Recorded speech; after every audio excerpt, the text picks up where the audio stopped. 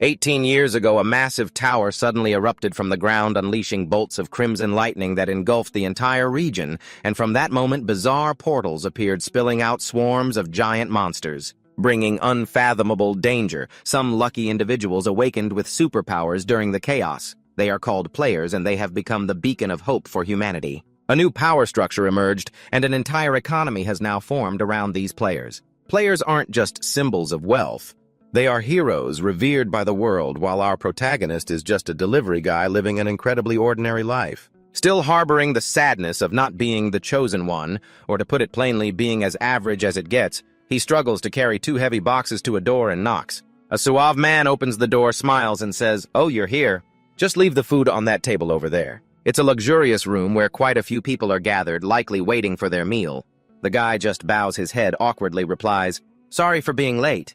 "Enjoy your meal," he says, then hurries away. While waiting at a red light on his electric bike, he looks around at the skyscrapers with their modern design, which only makes the delivery guy's ordinariness stand out even more. A giant screen on the building opposite catches his eye, making him stare in awe, even removing his helmet visor that was obstructing his view. That person is someone who possesses special abilities thanks to their awakening. Looking at him, anyone could easily recognize his extraordinary qualities as if he were radiating a halo. The protagonist keeps gazing at the person on the screen, a holder of special powers. When facing enemies, he radiates an icy aura from his entire body. That icy aura even chills the very air they breathe. People with such powers are like they're hacking the game. A Superman among supermen, he easily unleashes a powerful gust of wind that freezes the monsters. And although those monsters are right in front of him, they can't even touch him. Because they've been frozen, in other words, they are monster-tier players. Shouts from somewhere cut off the protagonist's train of thought as a man in a car sticks his head out. Impatiently, he screams, "The light's green, move it!" The guy, startled, turns back and stammers, I'm sorry." And so another busy day ends. He arrives home when it's pitch black. Under the dim light, he is organizing the packages on his bike when a pile of letters stuffed in the mailbox catches his eye. Kim Ji-gu looks at them surprised and rushes over. Holding each letter in his hand, he carefully reads them: hospital bills, mail from school. And after checking them all, he smiles and sighs. "What else were you expecting, man?"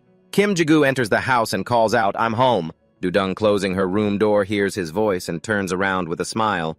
"Brother, you're back. You've worked so hard." Seeing his sister still up, the protagonist asks in surprise, "Why aren't you asleep yet?"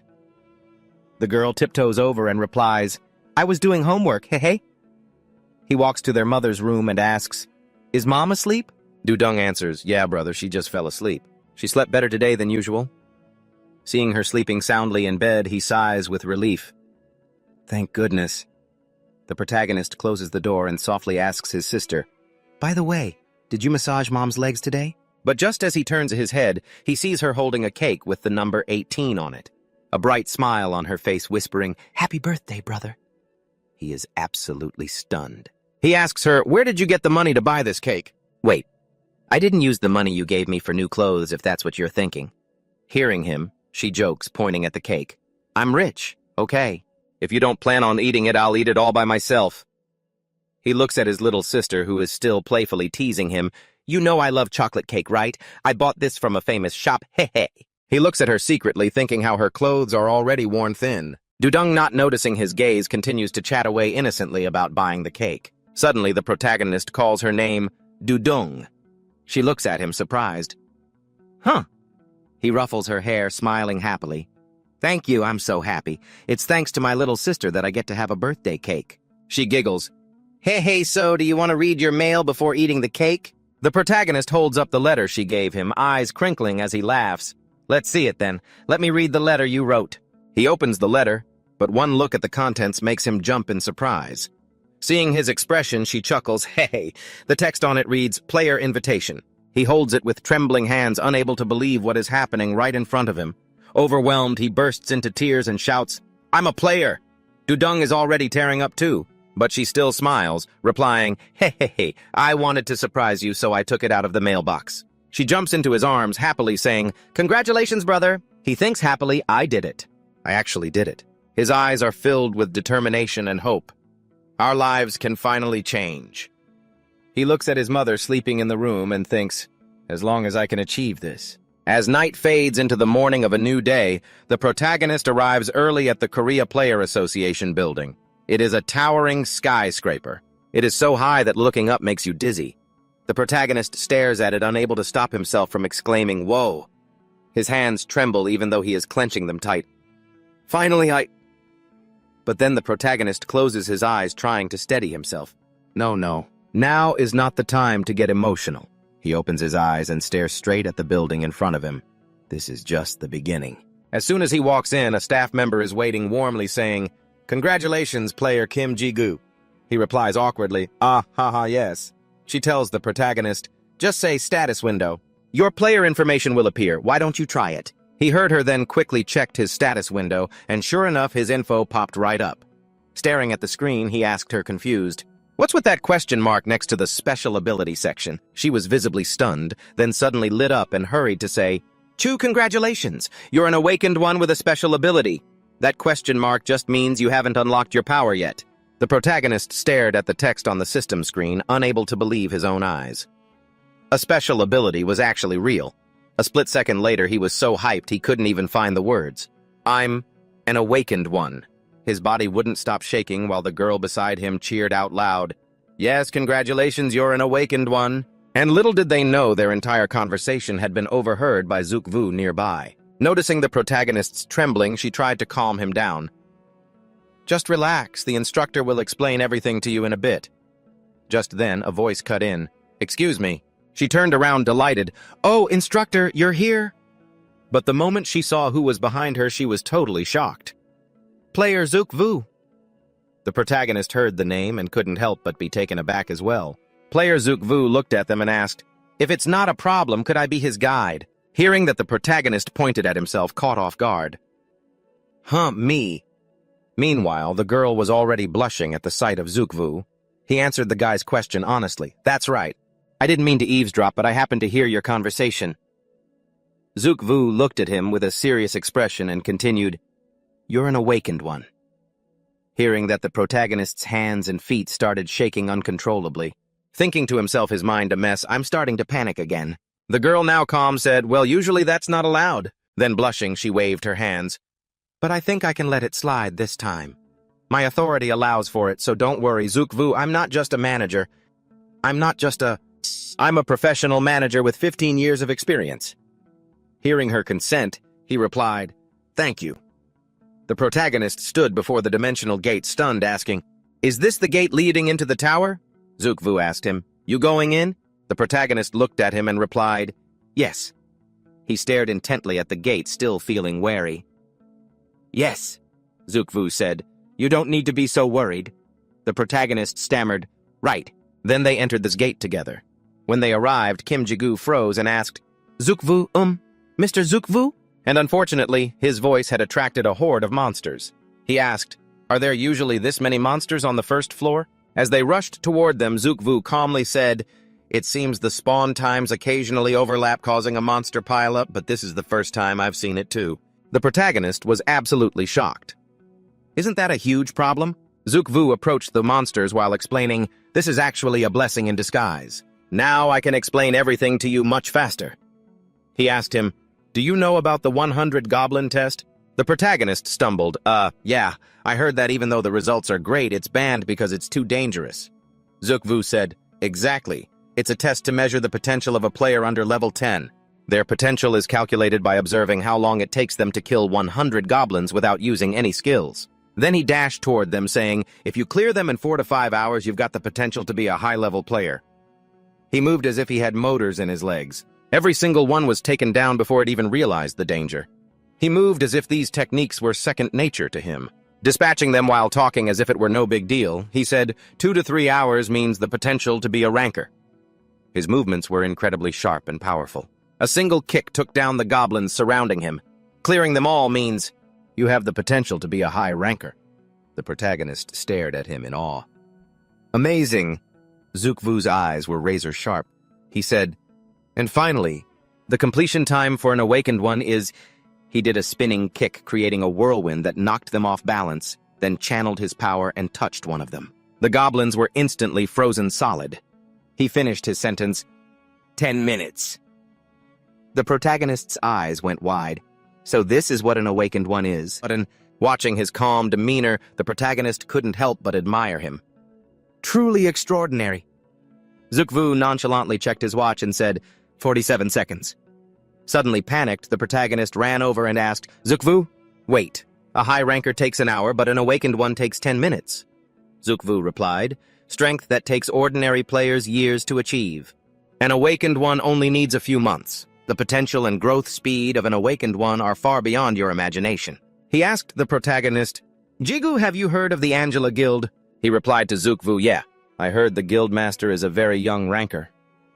Zukvu said, exactly. Most members in that guild are extraordinarily talented and completed the goblin test in under 3 hours.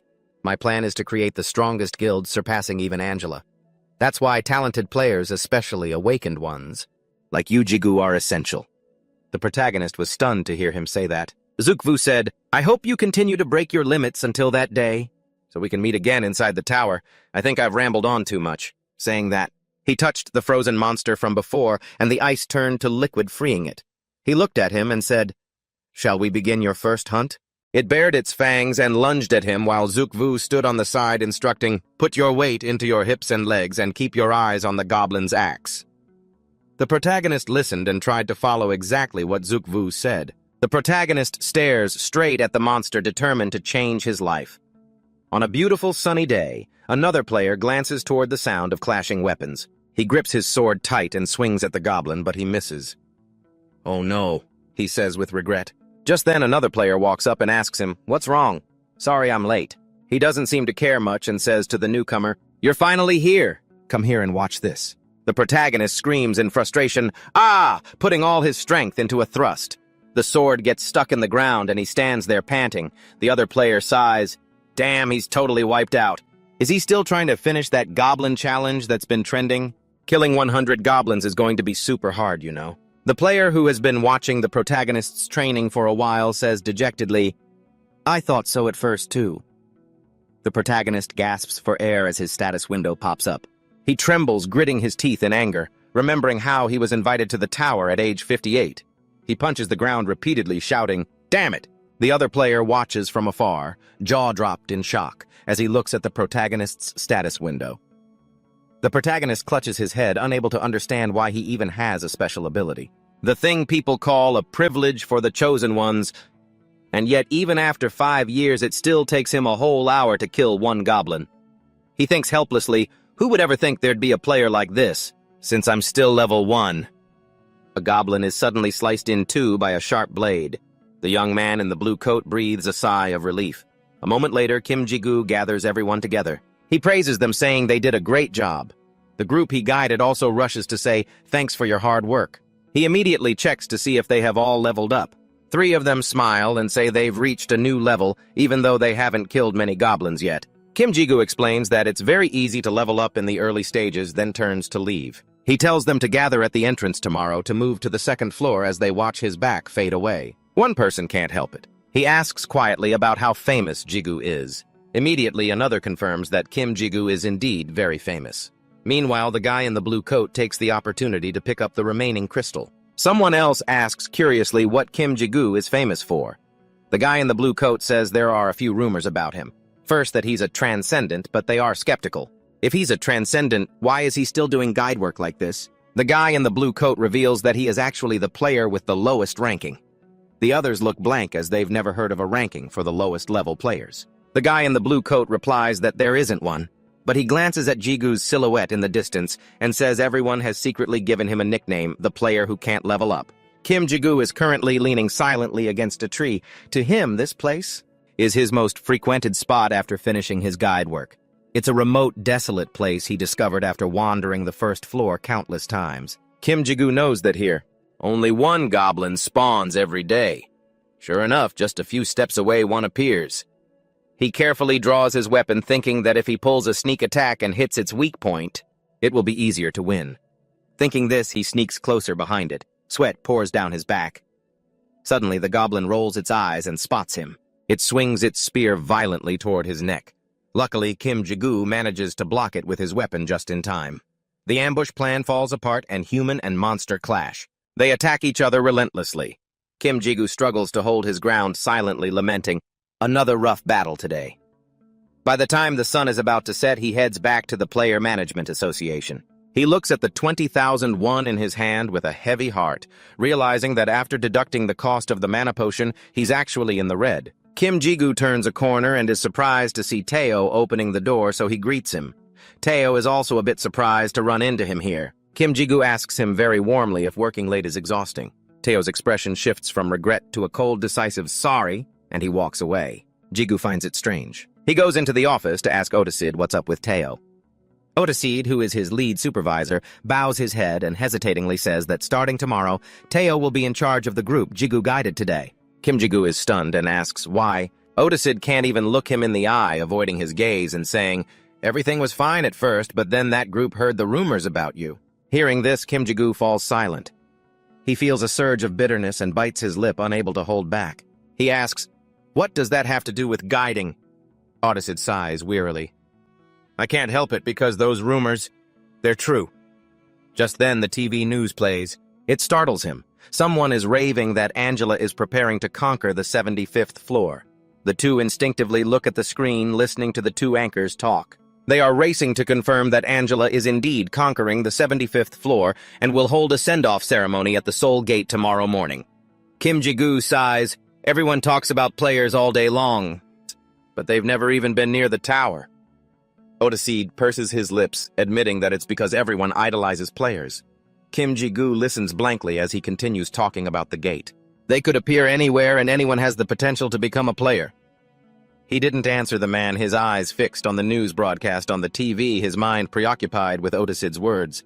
He felt as though his future was shrouded in darkness. The sound from the TV still echoed in his ears. The anchors were reporting that a rank S gate had appeared in the United States. They were hoping for reinforcements from South Korea, and in return, the U.S. would offer a very generous reward. This immediately reminded everyone of Angela's declaration. Kim Ji-gu fell into deep thought. To him, climbing the tower felt like a distant dream. He couldn't help it. He just turned the TV off. Otisid, seeing this, asked why he turned it off while he was still watching. He replied indifferently that he just felt like it. Otis didn't pursue the matter any further. Handing him the payment envelope for the day, Otis reminded him with a polite tone that Teo was a good person and he shouldn't hate him too much. Kim Ji-gu smiled and said it wasn't Teo's fault. "He doesn't need to feel sorry for me," he said. Otisid nodded, satisfied, and reminded him to come early tomorrow to hand over the work. As he moved his mouse, he told him that while it wasn't enough to make up for everything, "There is someone who specifically requested you." Kim Ji-gu was surprised and asked for details. By the next morning, he had met that person. The guy introduced himself as Kim Seong-pyo and enthusiastically shook his hand. Kim Ji-gu happily introduced himself as the guide, but Kim Seong-pyo mentioned he had already heard a lot about him from Suk-woo. He looked a bit bewildered, not immediately recalling that name. After that, he asked what his relationship was with Suk-woo. Kim Seong-pyo honestly replied that he was his cousin. Recalling his brief memories of the guy, his lips curled into a smile and he whispered a silent thank you. He told the guy to quickly introduce the members of the party. Kim Seong-pyo gestured from left to right, Jun Javon Jun Sung-woo, and Kim Han-yoon. All three greeted him cheerfully. Kim Ji-gu began to outline the requirements, hoping they would complete the guided portion in 5 days. Then he enthusiastically showed them the way. He said he would explain things as they walked. From dawn until dusk, he finally gave the order to set up camp to rest. He sat down and started the gas stove. Kim Han-yoon walked over and asked if he needed any help. He quickly told her that if the camp was set up, she should just get some rest. So he just sat there. After cooking a fragrant pot of food for the group, they couldn't help but praise him for being such a great cook. Suddenly, Jun Javon asked if it was true that his rank never increased. Kim Seong-pyo immediately scolded him, but Kim Ji-gu calmly replied that it was true, telling them that if they had questions, they could just ask him directly. The boy shyly apologized. Kim Seong-pyo warned him to be careful. As he served the food, he asked them how the hunt went today. Kim Han-yoon remarked that it wasn't as difficult as she had thought. Jun Sung-woo, while enjoying the meal, said he only got slightly injured. Kim Ji-gu reminded them to keep it up. The first floor only has crude weapons, and their movements are easy to predict. He encouraged them not to lose their guard, saying that with hard work, they would improve quickly. Looking at the boiling pot of food, he warned them not to run into a guardian. Seeing their confusion, He explained that every floor has a guardian one capable of wiping out an entire large team. Their strength is on par with a gatekeeper. He added that while you can gain a lot of experience from them outside of the ones on the lower floors, even high-ranking players don't dare to hunt them alone. Kim Seong-pyo and Kim Han-yoon were stunned by this. Seeing their reaction, he comforted them, saying he tracked their spawn times and that there were guilds specifically dedicated to hunting guardians. So there's no need to be afraid. Deep on the 4th floor in the border region between the forest and the desert, a goblin was fleeing in terror when it tripped over a stone and fell flat on the ground. A dark shadow slowly approached, leaving the goblin trembling, not knowing what to do. Moments later, it was torn to shreds under the moonlight. The shadow gradually revealed itself to be a ferocious guardian. On the second day of the guidance on the 2nd floor of the tower, a horde of orcs intercepted Kim Ji-goo's group. But to Kim Seong-pyo, they weren't that hard to take down. By the 3rd day on the 3rd floor, the group encountered a pack of orcs and goblins, but Kim Seong-pyo remarked how stupid they were and how Kim Ji-goo only needed a single stone to make them fight each other. Kim Seong-pyo clearly understood that the reason his group was leveling up so fast was because Kim Ji-goo showed them the easiest routes. No wonder Suk-woo recommended him. At that moment, Kim Ji-goo was looking at him puzzled. He asked what he was doing. Kim Seong-pyo said he was writing a diary, something he'd been doing since the first day he got the invitation. He hoped to publish an autobiography if he ever became a high-ranking player.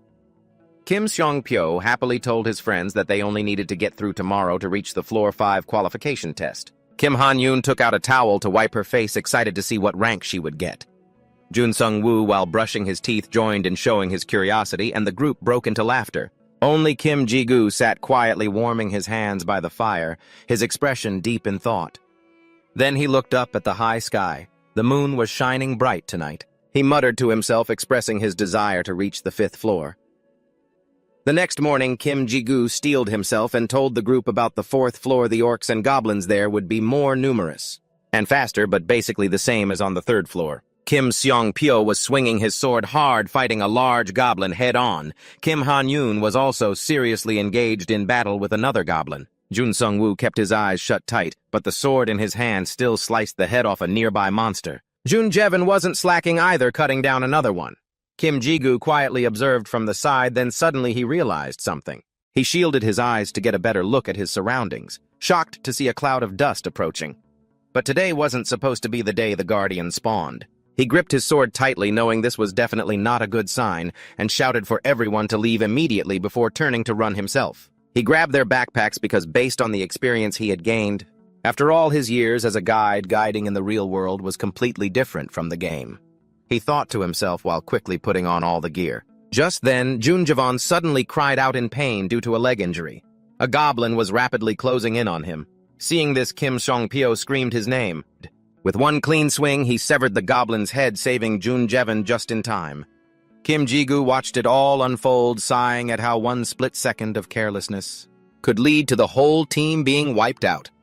Jun Javan was shaking with fear, and nearby Kim Han-hyun had lost his composure, getting struck by a goblin. Watching this, he cursed, "Damn it!" Worried, he glanced at the dust cloud in the distance. As it closed in on them, he let out a silent groan. From the smoke, a guardian emerged, confirming his worst fears were coming true. Behind it, countless other goblins followed. Kim Ji-goo panicked at the sight of the guardian. With a frustrated click of his tongue, he grabbed a smoke bomb and shouted to everyone, "Run, move now!" With those words, he hurled the smoke bomb. It flew over the group and detonated, obscuring the goblin's vision. He urgently commanded everyone to run faster. Kim Seo-eun asked doubtfully, "Where are we even running to?" He just told her, "Just follow me," because he knew a place to hide. Moments later, the group reached a cave entrance. They all stumbled inside, panting and helping each other. Kim Seo-eun, carrying Jun Javan on her back, gasped, What was that thing?" He guessed it was a 4th floor guardian, and he had no idea why it had shown up here. He set the backpacks down silently, thankful he'd brought enough supplies. Suddenly, Jun Sung-woo frantically called him over to check on Kim Han-hyun. He saw the girl's face was flushed bright red, and her breathing was labored. He figured she must have been poisoned by a goblin. Kim Ji-goo tried to reassure him, saying she'd be fine once she took some painkillers, but then he froze. He frantically searched his bag, but the bottle was gone. It turned out that in the chaos of running, his bag hadn't been zipped properly and the bottles had fallen out. He cursed himself for such a stupid mistake. Then, trying to steady his nerves, he knew he couldn't afford to panic right now. He spoke up, telling them he was going back out to call for help. All three tried to stop him. It was too dangerous outside. Kim Ji-gu tried to calm them down. He told them he'd been through the tutorial phase countless times. He was just going out to fire a signal flare. He didn't tell them he was the most experienced person in the world at level 1. With that, he carefully stepped outside and hid behind a rock, watching the goblins. He told himself it was hard to predict their movements since they were being directed by the Guardian. He stood there, torn between giving up and turning back. The sky was growing dark. Kim Ji-gu crept up the side of the cliff, planning to shoot the flare quickly and head back to the cave. He moved with caution, thinking that as long as he avoided the Guardian, he'd be fine. But out of nowhere, the Guardian appeared right behind him. Kim Ji-gu finally sensed the danger, but the goblin was already swinging its blade down at him. Terrified, he could only gasp. He didn't have time to dodge and was sent flying, crashing hard into the cliff face. His body couldn't handle the impact and he coughed up blood. The smoke bomb he was carrying fell and exploded, blocking the Guardian's line of sight. Kim Ji-gu struggled to pull himself away. He gritted his teeth, looking back at the creature's bloodthirsty expression, and could only groan in frustration. He grabbed his handgun, telling himself he had to get out of there fast. He raised the gun to the sky, knowing the Guardian wouldn't fall for the same trick twice. After firing the flare, he scrambled to put some distance between them. Kim Ji-gu pushed himself to his limit, desperate for any help. Suddenly, he saw an exit, the 5th floor evaluation gate. He'd once thought about braving it, but the image of his mother and sister held him back. He found himself standing near the gate, helplessly thinking, "Why is a level 1 player like me running here?" He leaned his head against the gate and wept, knowing that even a level 4 player struggled with the evaluation. He knew he was walking straight to his death. Behind him, the Guardian was barreling toward him. Kim Ji-gu gritted his teeth and pushed against the door. He knew he still had a choice to make, so he committed and threw the door wide open. Wanting to see what was on the other side, he felt a light flash from behind the door, and a strange sound rang out announcing that he had arrived at the first evaluation round. After verifying the player, the voice confirmed he had met the requirements to enter. The system notification chimed, signaling that Kim Ji-gu had begun the first evaluation. Then it manifested a goat and told him the requirement for the evaluation was to kill it. Kim Ji-gu panted at a complete loss. He looked at the white goat in front of him and couldn't help but curse. He lunged forward and drove his sword into the goat's neck. It let out a painful cry. Then the system announced he had completed the test. The goat's neck was bleeding, and the system repeated the announcement over and over. He had passed with excellence and received a reward. Kim Ji-gu was stunned. He had been sure he was a dead man. He watched as the goat's body began to fade away, still unable to believe it was really that simple. Suddenly, he sensed something. A second later, countless black threads lunged at him, engulfing his body. He watched them close and bewildered, not knowing what they were until he was completely wrapped up. It felt like his body was falling into a bottomless pit. A strange voice echoed in his ear, asking him who he was. He suddenly opened his eyes and saw his body floating. He drifted in an endless void, looking around but having no clue where he was. The voice spoke again, asking if he was its master. Surprised, he realized it sounded like a young boy, but he was still skeptical about the word master. The voice sounded angry, exclaiming that it couldn't believe its master couldn't answer such a simple question. That made him snap back in anger. The voice sighed and told him to give it a name. Kim Ji-gu was still shaken and asked, "Give it a name." It told him it wanted to link with him. The system voice rang out, confirming what it said and asking if he wanted to agree to the link. After that, it demanded he name the ego, and as he thought about it, the image of his younger sister appeared before him, and Otisid and the others also looked over at him, then rushed to his side in an instant. It turned out Kim Ji-gu had been lying in a hospital bed. Seeing him wake up, they panicked and called a nurse to check on him. Only then did Kim Ji-gu realize that 2 weeks had passed since he lost consciousness on the 5th floor. Otisid quickly filled him in on everything, saying they were lucky that a party of players had spotted the Guardian and surrounded it at the 5th floor gate, though it still managed to escape. He was still a bit worried about the Guardian, but after seeing Kim Seong-poo's group come to visit, he felt relieved, and a smile returned to his face. A while later, his mother called him. He kept saying yes, to put her mind at ease, listening gently and patiently as she talked, all while dragging his IV pole along. He comforted her, telling her there was no need to apologize, laughing heartily, as he said he was all grown up now. He hoped she could rest easy, adding that the insurance company had already covered his hospital bills. He promised to take care of his health to keep her worry-free. He walked up to the large window, told his sister not to come visit him, then hung up and fell into a daze. Looking at the scenery below, he sighed that even though he had cleared the 5th floor, it wasn't what he expected. He gripped his phone tight, realizing that after all that, he was still just a level 1. Kim Ji-gu tried to calm down and relaxed his hand, and something gradually appeared on his finger. When it fully materialized, it was a strange ring. Even though his level didn't increase, he headed into the management building without hesitation. Inside the tower, people were still training diligently. As soon as he stepped through the gate, they couldn't help but glance over, seeing Kim Ji-gu appear with his signature black backpack. One person couldn't hold back. He asked if he was really that famous. Another quickly confirmed it, but Kim Ji-gu treated it like thin air and walked straight past. Seeing him walk away, someone asked why he was so famous. The guy next to him reminded him of the rumors surrounding him, the rumor that he couldn't level up, but in reality, at that very moment, Kim Ji-gu was heading to a higher floor all by himself. Just then a young man stepped up and said that rumor was old news. He smirked and asked if they didn't know he had already earned a different title. They all looked suspicious. On Kim Ji-gu's side, a pack of bloodthirsty goblins was eyeing him.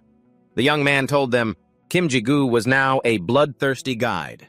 He stood alone facing the charging goblin pack. He just smirked as the ring on his finger flashed with red light. The next second, a sword appeared in his hand, radiating a fierce red energy that made Kim Ji-gu even more confident. In a flash, he vanished from his spot. The goblins could only feel a gust of wind sweep past before the whole pack was massacred. Kim Ji-gu lunged at another group, leaped high into the air, and slammed his sword into the ground. It made the goblins drop like flies. The strange voice from the 5th floor was still hounding him, constantly urging him to give it a name. With the final strike that wiped out the pack, he blurted out the name Du. The sword in his hand vibrated slightly. He repeated its name, Du, and suddenly his status board was engulfed in a red glow.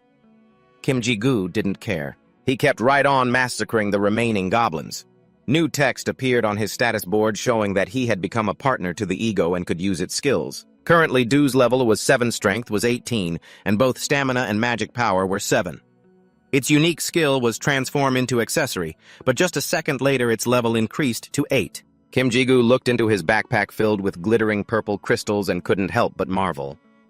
Just a few days ago he was trembling in fear before a single monster. Now he was casually picking up piles of crystals like this. His gaze rested on the snake-shaped ring on his finger, and he asked, "Do am I right?"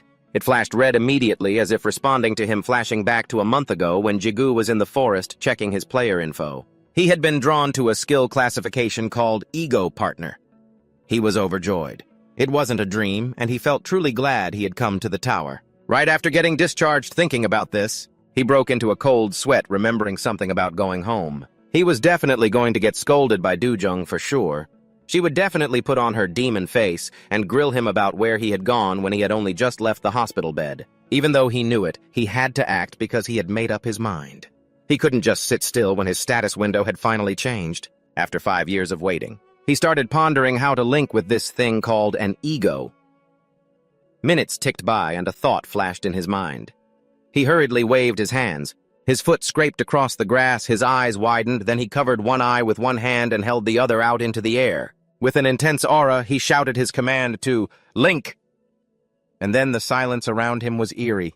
Only Kim Ji-gu stood there, stuck in that awkward pose. Not far away, a bird perched on a tree looked at him like he was a total moron, then seemed put off by being in the same place as this weirdo. It flapped its wings and flew away. As for him, he could only play it cool, acting as if he'd accidentally forgotten something. I'll tie my shoelaces, saving myself from this awkward mess. I scratch my head, feeling like a total delusional idiot. And I'm secretly thankful no one's around. My expression turns sour as I name this insolent voice, Du. But I have no idea how the hell to actually use this thing. Just then a streak of red light flashes, followed by a blue orb appearing out of thin air. The system abruptly informs me. Ego Du has been summoned. I'm too stunned to react, just staring in shock as the system explains that Du doesn't have a fixed form yet. Since the player lacks proficiency, Du's form will be randomized. Hearing that, I'm thrilled. I actually did it. But then the system adds that to form a physical body, it will randomly absorb matter from the surroundings. I look confused, wondering what that's supposed to mean. Suddenly, gusts of wind start swirling around me. In an instant, the wind turns violent, lifting me right off the ground. All this is because that blue orb is causing chaos. It lifts me high into the air, making me scream. Then it snatches my backpack. Are you kidding me? Even the cheapest items in there are worth 5,000 won. A poor guy like me has to hold on to that bag for dear life. As I struggle, I hear a ripping sound. My clothes are shredding, rapidly ripped into tiny pieces before being sucked up by that blue orb as the wind howls around us. If I let this continue, I won't even have my underwear left. I panic and beg it to stop. When it doesn't, I scream at the top of my lungs to let me go. Finally, everything settles down. The blue orb has turned multicolored, surrounded by a crimson glow. I lie on the ground, dazed, wondering if it's over. But then the orb shakes violently, followed by a deafening boom. A massive beam of red light shoots straight into the sky, lighting up the whole corner of the forest. The terrifying pressure scares the birds, sending them flying off in a panic. They're in such a rush they lose a few feathers without even noticing. The light fades away. Jigu slowly opens his eyes to look, then his eyes suddenly widen, because he sees a purple-black sword floating in the air with a bizarre red eye on the hilt staring straight at him. A while later, I find a piece of torn blanket and wrap it around myself. Finally, I understand everything. I confirm with the sword. So you're due. It looks annoyed that I keep making it repeat itself. It even insolently calls me an idiot, but I choose to bite my tongue and not stoop to its level. Then I get to the point I want to know what an ego actually is. I guess it's like a soul, but Du immediately refutes that. I hold the sword, examining it closely while waiting for a real answer. However, it doesn't know what an ego is either. It gets annoyed that I keep touching its body and calls me a pervert in the most provocative tone imaginable. I'm beyond furious, but I close my eyes and try to stay patient. I'm suddenly curious if Du can move on its own. Truth be told, it's not sure about that either, so it says vaguely not right now, but probably later. I think for a moment, then wonder if it can unlink and change owners.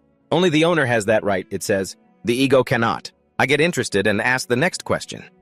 I'm curious if it could attack me once it can move on its own. Yes, I could. However, if the owner logs out, the linked ego vanishes too, so practically speaking, it's pretty impossible. Hearing that, Jigu flashes a mysterious smile. I ask, Do the final question. Can it feel pain? It bluntly admits it can, because it's a great ego. Not just emotions, as long as I set it up, it has all the senses. Then it suspiciously asks, why? By now, I'm quietly squeezing a rock in my hand. The system suddenly pops up asking if I want to enable pain sensation for Du. I raise my hand with the rock and smash it straight into the sword to teach it some manners and stop its mouthy attitude. It lets out a miserable shriek. The sound echoes through the sky. What happens next is, I keep wiping out monsters while Du absorbs their blood, gaining experience and leveling up. Its stats keep climbing. End of flashback. I let out a sigh and tease it about how mouthy it used to be back then. I look at the ring on my hand and sternly ask, You remember, right? It laughs nervously, implying it's embarrassed by that past. Every time I think about it, my blood boils. I glare at it, radiating killing intent, and ask what it said. It immediately shrinks back and lies, saying its blood is boiling with happiness. It's just so happy. Because I have such an amazing owner. I finally decide to let it slide. I notice my bag is full too. So that's enough for today. As I pack up to head back, Du mentions it's been a long time since it's been outside and it's getting restless. So I decide that next time, instead of the tower, I'll enter a gate to satisfy it. Otis, after hearing my plan, tells me not to enter any gates for now. I'm curious to know why. He claims that 4 high-level awakeners recently perished inside a gate in the United States. Furthermore, many unusual gates have been appearing lately, like a gate that was supposed to be F rank, but turned out to be C rank, or gates with strange distorted structures. This hasn't happened in 23 years, but it's been occurring frequently in just the last month. That's why he's a bit worried. Jigu silently calculates that a month ago was when he first met Du, and he wonders if the two are related. But he quickly dismisses the thought, feeling it must just be a coincidence. Seeing him silent, Tesla explains that he isn't saying he should never enter a gate again. He just wants him to stay safe during these chaotic times. He knows Jigu is excited to finally use his abilities, but he hopes he'll be patient. Understanding the good intentions, Jigu offers his thanks. Tesla is glad he understands, and the two bid each other farewell right as he's about to leave. Tesla suddenly teases him about being a bloodthirsty guide, which makes Jigu jump in annoyance before he quickly leaves the building. As he walks, he contemplates pure crystals, rare quest rewards, and how gates are clearly more profitable than the tower. Thinking of this, he suddenly reaches into his pocket and takes out his phone, even though Tesla advised him not to go. But that's life, you have to hustle. Since he's got a mountain of debt to pay off and these unusual gates are rare, he figures it'll probably be fine. Just then, he happens upon a recruitment post for a team entering an F-rank gate in Guji City. Without a second thought, he hits the call button. The screen displays calling for a few seconds, and very quickly someone picks up. At a crowded coffee shop, Kim Jigu and a young man in a white dress shirt shake hands. He introduces himself as the team leader Ha Song-soo. Jigu quickly introduces himself as the one who called earlier. The man suddenly asks, "Is this your first time hunting in a gate?" He nods in admission, then adds that he has already studied the strategies for team combat. Song-soo nods satisfied with that answer. He takes out a contract and hands it to him, which mentions things like profit sharing, breach of contract penalties, and so on. Overall, they are standard terms and equipment is to be divided by rolling dice.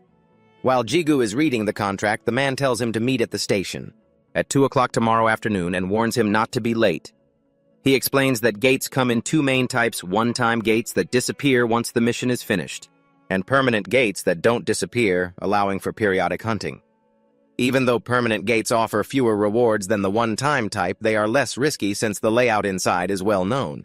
Because of this, there are many people coming and going.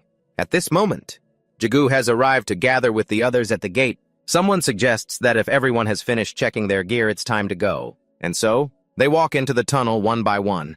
Jigu's team has 5 members in total, but everyone is keeping a wide distance from each other. He glances around. It seems they aren't very close. He wonders if they all just joined through that recruitment ad. However, Song-soo and the girl walking beside him seem to know each other as he notices them chatting the entire way. Suddenly, something catches Song-soo's attention. He abruptly tells everyone to stop, causing them all to turn back, startled. Right at that moment, in the pitch-black tunnel ahead, a series of indistinct noises echoes. Song-soo reaches for an arrow and warns them that they're coming. No sooner than he finishes speaking, a swarm of zombies rushes out from the darkness. Their eyes are blood-red and terrifying, and they don't stop letting out ghastly wails. Song-soo immediately stiffens and orders everyone to defend. He then draws his bow and fires at them. A blonde guy on the team reacts quickly too. He lunges forward with his shield and successfully blocks the attack of a zombie rushing at them. The remaining members hurriedly launch their own attacks. Time to beat the crap out of them. Song-soo draws his bow again. The arrowhead is instantly covered in a cold blue glow, and it quickly flies straight into the center of a zombie's forehead. At the same time, a young man in white lunges forward with his sword and slashes hard at another zombie, causing it to howl in pain. As if that wasn't enough, he clicks his tongue and without hesitation delivers a powerful kick. He continues swinging his sword, clearly frustrated as he wonders why these things are so tough when they're just rotting piles of flesh. Suddenly, a black shadow zips past him. Remarkably, wherever that shadow passes, the zombies are immediately struck down by the person's sword. They collapse like straw, falling to both sides. That person uses an overwhelming aura to successfully carve out a path to the other side. The blonde guy and the man in white who were struggling against the other zombies have to pause their fighting to stare with their mouths wide open. Even Song-soo and the other girl in the group are shocked. The battle finally comes to an end. The whole group sits down to rest. The blonde guy sits next to Jigu and exclaims that thanks to him, they managed to handle that bunch so quickly and cleanly. The man in white also smiles and chimes in saying he really carried them. Hearing that, he broke into a cold sweat and quickly acted like it was just a lucky shot.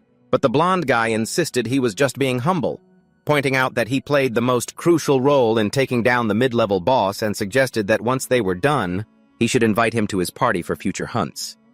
He just gave a polite, awkward smile, but inside he couldn't help but think, thank goodness Song-soo doesn't seem to mind. Usually saying something like that right in front of the team leader would be pretty rude.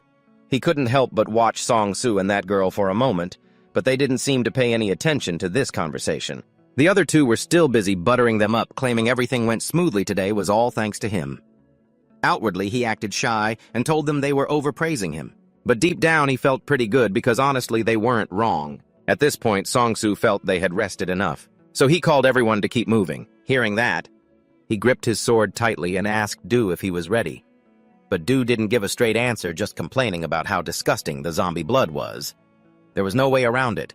They were already at the boss's lair, so he had to suck it up for a little while. In the corner, the blonde guy signaled for the guy in the white shirt to come closer. He then whispered something into the guy's ear while glaring at Jigu. Then they both shared a mysterious, knowing smile. A while later, they reached the end of the tunnel. In front of them stood a massive iron gate. This was the lair of the boss they were looking for. And these huge iron bars seemed to be there to guard the boss.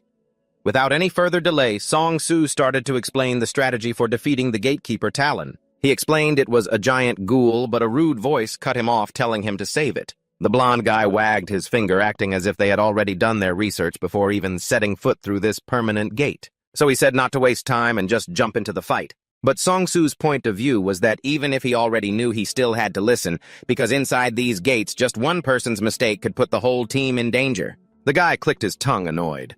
The girl who had been following Song-Soo and staying quiet until now finally lost her patience. She glared at him with a darkened face. Seeing this, Song-Soo glared back at her. She started startled by his dark expression and quickly reined in her emotions, deciding to keep quiet again. Song-Soo acted like nothing had happened and explained everything from the beginning. Jigu stared at him, feeling that he was really strange just now. A moment later, after they melted the iron bars and stepped inside, they immediately saw Talon sitting with its back to them. Seeing its massive muscular frame, someone blurted out that it was much bigger than they had imagined. Another person, immediately annoyed, signaled for him to keep it down, and then the team began to act on the plan they had laid out earlier. First, Song-Soo attacked it with an explosive arrow. He pulled the bowstring taut, and once he aimed at his target, he let go. The arrow carried incredible power. It whistled through the air, heading straight for Talon. Just as they predicted, this infuriated it, and it swung its fist toward them. At that moment, the blonde guy, also known as Song Byung-hoon, took his position as the tank and shouted out. He braced himself, tensing up to block Talon's attack. In a flash, it was right in front of him, and it drove its fist straight into Byung-hoon's shield. The terrifying impact kicked up a cloud of dust. Shards from the shield flew everywhere. This one blow from Talon was more than he could handle. He was sent flying back, miserably crashing several meters away. And in that very instant, because Jigu and the guy in the white shirt were the main damage dealers, they immediately seized the opportunity to rush in and deal as much damage as possible. The two coordinated with each other, stabbing left and right, continuously raining attacks down on it. It roared in its own language, filled with rage, its eyes turning a terrifying shade of red. The most critical moment had arrived. It suddenly curled up to transform. In its new form, its durability tripled. Normal attacks would be useless now. Someone immediately shouted for Jigu to attack it. They had discussed this beforehand and were confident that with his abilities he could still deal some damage. Jigu quickly unleashed his power. A dark, eerie-looking smoke suddenly appeared. He gained momentum, launched himself into the air, and gripped his sword with both hands, swinging it down firmly and decisively. As he hung in midair, aimed straight at Talon, the mechanical sound of the system rang out, announcing that his synchronization rate with Du had increased. He realized he could use Du's power more effectively, which stunned him, but he quickly pushed it aside and poured all his strength into a single strike against Talon. This attack was incredibly powerful, accompanied by flickering electric sparks that made people shudder. Suddenly, the system popped up a notification. He had defeated the gatekeeper Talon. Witnessing the scene, Byung-hoon and the guy in the white shirt froze once again, their eyes wide open as they stared at him. Even Song-Soo and the girl with him seemed completely horrified. The system rang frantically, announcing he had gained experience. He had defeated the gatekeeper in one hit, and he had received more experience. It kept repeating like that several times, but the thing that surprised him the most was, the system said Talon's blood had boosted his ability slightly. He had obtained the cannibalism skill, and the function of the cannibalism skill was, the player can recover vitality by consuming corpses. Looking at Talon collapsing to the ground, someone in the team cursed out loud. He thought this whole thing was insane. Another person cheered and yelled Jigu's name. Byung-hoon excitedly gripped his shoulder and asked for his contact information. The guy in the white shirt also had this in mind, so he hurriedly ran over to join in. He could only awkwardly decline, saying they should talk about it later. Right now. Suddenly, Song-Soo spoke up to grab their attention, holding a dagger in his hand and saying, it was a paralysis dagger dropped by this boss.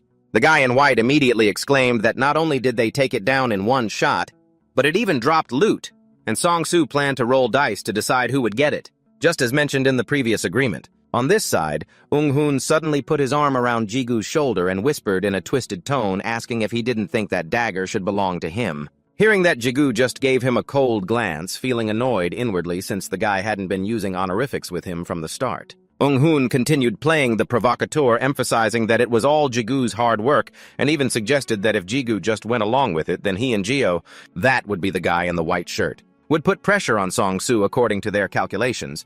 So if they did that, Jigu would definitely get a share. It was a win-win for both sides. However, how could such cheap tricks get past him? Thanks to his 5 years of experience as a guide, he was quite good at reading people. From the beginning, he had been suspicious of the two main damage dealers, Gio and Ung-hoon. this Ung-hun. He just didn't expect them to have this kind of plot. On the other side, the remaining group consisted of the team leader Ha Song-soo and that mysterious woman. Although he couldn't tell what those two were thinking, he was certain they were hiding something. At this point, the whole group sat in a circle. Song-soo suggested that if everyone was ready, he would start rolling the dice, and then he reached into his pocket to pull them out.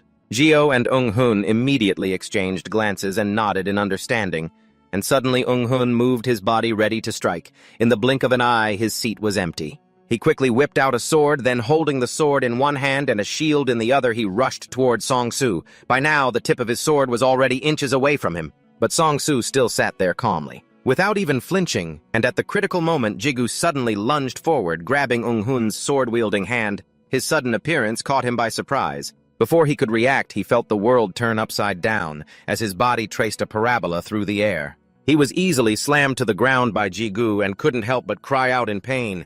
Jigu pressed his face hard into the dirt. Ung-hun gritted his teeth looking at Jigu, having previously thought they were on the same side. But Jigu didn't care about him. He was still thinking about the previous moment. If he had made just one wrong move, he could have been wiped out for good. Ung-hun tried to struggle but failed. He hurriedly screamed for Jio to help, but Jio was trembling uncontrollably in fear, his mouth stammering and unable to say a single clear word, let alone helping him. Seeing his useless teammate like that, Ung-hun quickly lied, saying he was just joking, just trying to pull a little prank. However, Jigu was still lost in his own thoughts. That moment was truly terrifying. If things had gone wrong, the one meeting their maker wouldn't have been the team leader, but this jerk Ung-hun. He squinted at the girl next to Song-soo. Her whole body was now shrouded in killing intent. She gripped her knife tightly, and her left eye flickered with an eerily sinister red light. Her movements were so fast he hadn't even seen her draw the knife. He panicked, thinking, "Isn't she a mage?" and felt that she was truly dangerous. He then looked at Song-soo standing next to her and secretly felt he was the same. Clearly, just a moment ago, when the blade was pointed at his throat, he didn't even blink, instead staring straight at the knife. It was truly too strange, so he couldn't help but want to know who they were. Coincidentally, Ha Song-soo also wanted to ask him the same question. Jigu chose to bypass the topic. Then he asked how he intended to handle these two guys. Hearing that, Jio hurriedly threw away his pride and knelt down to beg, saying he only did what Ung-hun said because Ung-hun promised him money. He even swore he didn't know about Ung-hun's plan to stab Song-soo, but Song-soo ignored him. He was only curious why Jigu asked him that, and Jigu replied as if it were obvious because he was the one they were targeting. Hearing that, he pondered for a moment, then suddenly called out to Hajime, who was that mysterious girl. She nodded in understanding, then killing intent suddenly covered her body, and she moved into a strange stance. To shift her footing, Jigu immediately widened his eyes in shock. In a flash, she had glided past him, appearing beside Jio without a sound. Her left eye flashed red again, her face becoming chillingly gloomy, and then she struck his neck with lightning speed. Jio only had time to let out a short scream. Then he collapsed powerlessly to the ground, watching this scene. Jigu couldn't help but exclaim that she was truly a dangerous woman. Then he suddenly glanced down, a thought of copying Hajime's technique suddenly sparking in his mind. Ben delivered a clean, single-handed strike to Ung-hun's throat, and the guy started choking so hard he was spitting everywhere. Then as Ben stood up straight, Ung-hun immediately collapsed to the ground. Since he had already kicked the bucket, Jigu looked down at his own hand in surprise, honestly amazed that he could actually pull that off. But he quickly snapped back to reality and told Song-soo that he was taking the knife. Song-soo immediately demanded to know why. Ben's reason was simple: since he saved his life, he deserved it. But Song-soo still thought that was a bit much. Ben just calmly replied that an item of this caliber, Sissy, was nothing for a pro like him. Hearing that, Song-soo fell silent. Jigu wasn't sure what he was thinking, but a moment later Song-soo hesitated and asked if he knew who he was. Jigu guessed that anyone with a bodyguard like Ha-jim clearly wasn't some small-time nobody. However, he made it clear he had zero interest in them and no intention of digging into their business, but in exchange he was handing Ung-hun and the loot over for them to deal with. Because he still wanted to go, hunting for a little while longer before heading out. As he said this, he looked incredibly smug. Song-soo and Ha-jim were left speechless. A while later, Do finally got some alone time with Jigu and chimed in to warn him. That woman Ha-jim is extremely dangerous. Jigu knew that, of course. That's exactly why he only talked to them. If he had just run away, it would have looked even more suspicious. Hearing that, Do immediately jumped down his throat, saying, "You call that talking? There's no such thing as a conversation where you know they're dangerous, yet you still leave the cleanup to them and even swipe their loot," Jigu retorted clearly. He got that item because he saved his life, and the same went for them. Now they could stay and keep hunting. Suddenly, the system announced he had absorbed the blood of a zombie, and the sword in his hand greedily sucked the last of the black energy into its core. Seeing this, he asked Do with concern if it was feeling more energized yet, or was it still hungry? Do immediately complained painfully, reminding him that it was an ego, and zombie blood tasted like absolute trash, making it want to collapse. Seeing how disgusted it was, he didn't push it. He glanced at the ring radiating powerful energy on his hand and decided to keep hunting.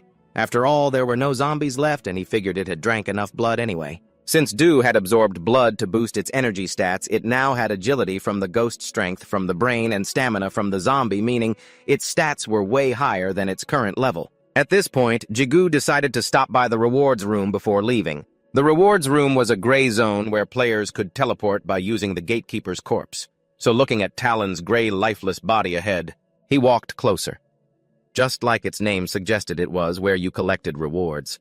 He reached out to touch it, but his hand suddenly stopped and he looked at the ring on his finger. He called out to Do, who immediately asked, "What is it?" Jigu then posed a question. Was that stuff here before? He meant the shimmering lines of light running across the walls. When Do said no, Jigu fell into deep thought. He walked up to the wall and tapped it. Tap, tap. The wall let out a strange hollow sound. It seemed hollow inside. He stepped back, summoned his sword, and asked Do if he should smash it open. Do immediately said yes decisively. Hearing that, Jigu grew even more certain. He gathered his strength, gripped his sword, and swung hard. But right at that moment, Do seemed to sense something. It shouted for him to stop, but it was already too late. The stone wall in front of him shattered, scattering debris everywhere. It quickly collapsed, creating a large hole and kicking up a cloud of thick dust. Jigu waved his hands to clear the air. Only then did he have a chance to ask what Do was trying to say earlier. It spoke vaguely about egos, leaving Jigu confused, so it had to explain more clearly. It seemed to sense another ego. Jigu was stunned. He stared into the murky space ahead where something seemed to be hidden behind layers of dust. He couldn't help but be skeptical. Could an ego really be in a place like this? Just then, in the middle of the thick dust, something suddenly bloomed with a blinding white light. Jigu's eyes were glued to the hole in the wall. Even now, he couldn't believe it. How could there be so many egos here? If that were the case, what had he been struggling for over the last 5 years? Do immediately snarked that it was because he was an idiot. Jigu snapped at it, asking what it said. Realizing it had gone too far, Do didn't dare repeat it and just told him to go find that ego.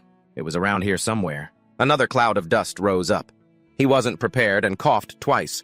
Once the dust settled, he looked puzzled. This gate had been harvested by the city a long time ago. There's no way it was hiding any more secrets, but Do insisted it could feel another ego. At that moment, his attention was drawn to something as the dust cleared. What hit his eyes was a white sword embedded in a stone pedestal. He walked closer. No matter how he looked at it, it looked just like a holy sword. Looking at the energy flowing around the blade, he hesitated. It was fine to just grab it, right? Since Do didn't say anything, he stopped overthinking it. He reached out with both hands to grab the hilt. The gem embedded in the handle suddenly lit up. In the blink of an eye, it shone so brightly it lit up the entire space with a blinding glare. A voice echoes out of the void, waking Jigu up. It asks if he is its master. He slowly opens his eyes, feeling confused and wondering where he is. He holds out his hands and sees nothing but a blinding white light, just like when he met Do, but the feeling is different. He asks the voice if it is the ego inside the white sword. Yes. It admits immediately, saying it has been waiting for its master for a very long time. It is impatient to hear his answer. He tells it he isn't its master yet, but he wants to become one. It falls silent, as if pondering his words. A moment later, it suggests he give it a name. He calls it EO, and from now on, that is its name. A bright white light flashes, blinding him, and Jigu is suddenly transported back to the dungeon. At first, he looks at the white sword in his hand, feeling strangely calm. Maybe it's because this is the second time. So he's getting quite used to this. While lost in thought, he suddenly hears a thunderous crashing sound. He doesn't know when the cracks appeared in the dungeon, but they are spreading rapidly. It could collapse at any moment. Several parts of the wall are already buckling under the pressure and crumbling. Do urges him to run, and even Eo tells him to get out of there. He brushes them off and runs, clutching his head. Suddenly, he hears a strange noise. Do curiously asks who Eo is. Eo doesn't answer, but instead asks, "What about me?" It starts singing arrogantly about being a great ego. Jigu is in a dangerous situation and doesn't want to hear it blathering, so fuming, he tells them both to be quiet. Then he spots the Talon's carcass. He remembers he needs to teleport to the reward room quickly, but just then the ground beneath him shakes. His heart skips a beat as he looks down at the ground, which is cracking open. Terrified, he lets out a curse. He lunges desperately toward the Talon's body. As soon as his hand touches it, the system asks if he wants to teleport to the reward room. He can't wait a second longer and tells it to hurry up. A massive gust of wind instantly swirls around him, and in a flash, he is swept inside and transported to a completely isolated space. And in that place, a giant monster with glowing, fiery eyes is staring right at him. Before long, the whole world is in an uproar over the news. A permanent gate has collapsed. There has never been a precedent for this. No one knows why it happened. This incident, combined with the recent appearance of so many new gates, it has caused public panic. Even news outlets are reporting it, wondering if it's a sign of a horrific disaster to come. Seeing this news, he feels lucky that the gate only collapsed a while after he had already left, so he isn't a suspect. Although his reward ranking wasn't high that day, besides 30 purple crystals, he also collected an amulet. It helps prevent common illnesses and boosts vitality. It's a treasure that even ordinary people can use. Although it can't cure his mother's illness, it helps her health significantly. And with the money from selling the crystals, he is finally able to get her into the hospital. It lightens his own burden, and then he goes back to grinding in the tower. They say that because there are no monsters on the 5th floor, people have built many bases there. But when he steps in, he can't hide his surprise. It's practically a whole city. Then he passes through the 5th floor where he had once passed out. Then he moves up to the 6th floor. A fight breaks out, but to him it's a breeze. On the 7th floor, he beats the monsters so easily they're practically begging for mercy. By the 8th floor, the number of monsters has increased significantly. Even though he has to slash left and right until he's exhausted with blood and sweat dripping down together, he succeeds in clearing the stage. Finally, he steps onto the 9th floor, a barren wilderness with towering cliffs. Both Du and Io glow with excitement. Not long ago, Du wouldn't have even dreamed of setting foot here. Jigu still remembers Sukwu saying that level isn't the most important thing as long as you don't give up. Then one day his hidden potential will surely be awakened. Back then he thought the guy was talking nonsense, but now it seems he was right. The 2 rings on his hands are glowing incessantly, and he smiles. Io has gained quite a few levels too. Although leveling up is slower because experience has to be shared, he has grown stronger by syncing with them. He originally thought Io was very powerful, but it says it lost all its strength because it had to seal the demon for too long, so it has lost all its power. As for that demon, it doesn't remember much at all. He secretly wonders, could the demon be that giant eye? He just checked L's information and is doing the math. Now that he knows he can get stronger by acquiring more egos, he plans to go find some new ones. Du asks curiously if he knows where to look. He smiles. As it happens, he does know a place. At the item auction, the auctioneer excitedly shouts that an item has been sold for 170,000 won. Jigu, sitting among the crowd, asks Du and Io if they can feel anything. But they can't feel a thing. He's a bit disappointed, but he figures that's fair. There's no way there could be that many egos around. The auction is finally reaching its climax, and the last item has been brought out. It is the highlight of the day, the healing necklace, a treasure that drastically boosts recovery speed. The entire hall immediately erupts into chaos. But when it appeared, Du and Io chirped in unison that it was a real avatar. By late afternoon, as Jigu blended into the crowd leaving the auction house, his mood was a bit down. Who would have thought the auction would be so tough? The prices were astronomically high, but Io comforted him, saying that it was the main item after all. As for Du, it couldn't go a day without being scolded, or it wouldn't enjoy its meal, so it said it was because he was too broke.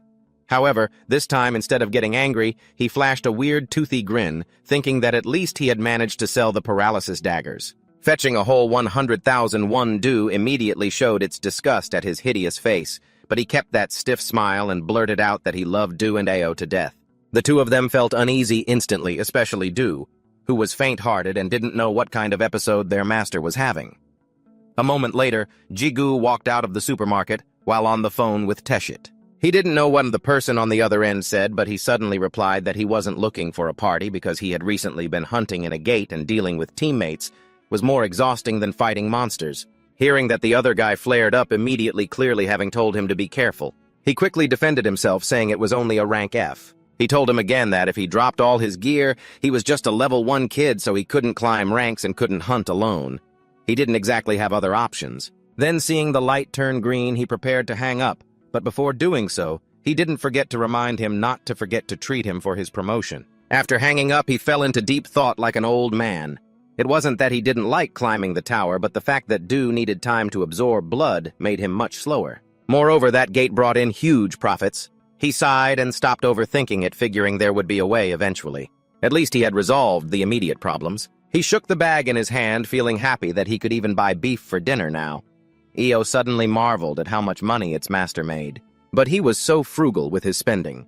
Do being quick to run its mouth before its brain asked if Ao meant their master was a stingy miser, which made him lose his temper and ask when was the last time he taught it some manners. It was immediately reminded of that painful memory. Then it quickly put on the look of an obedient child and apologized. Talking about making money like this was hard for him.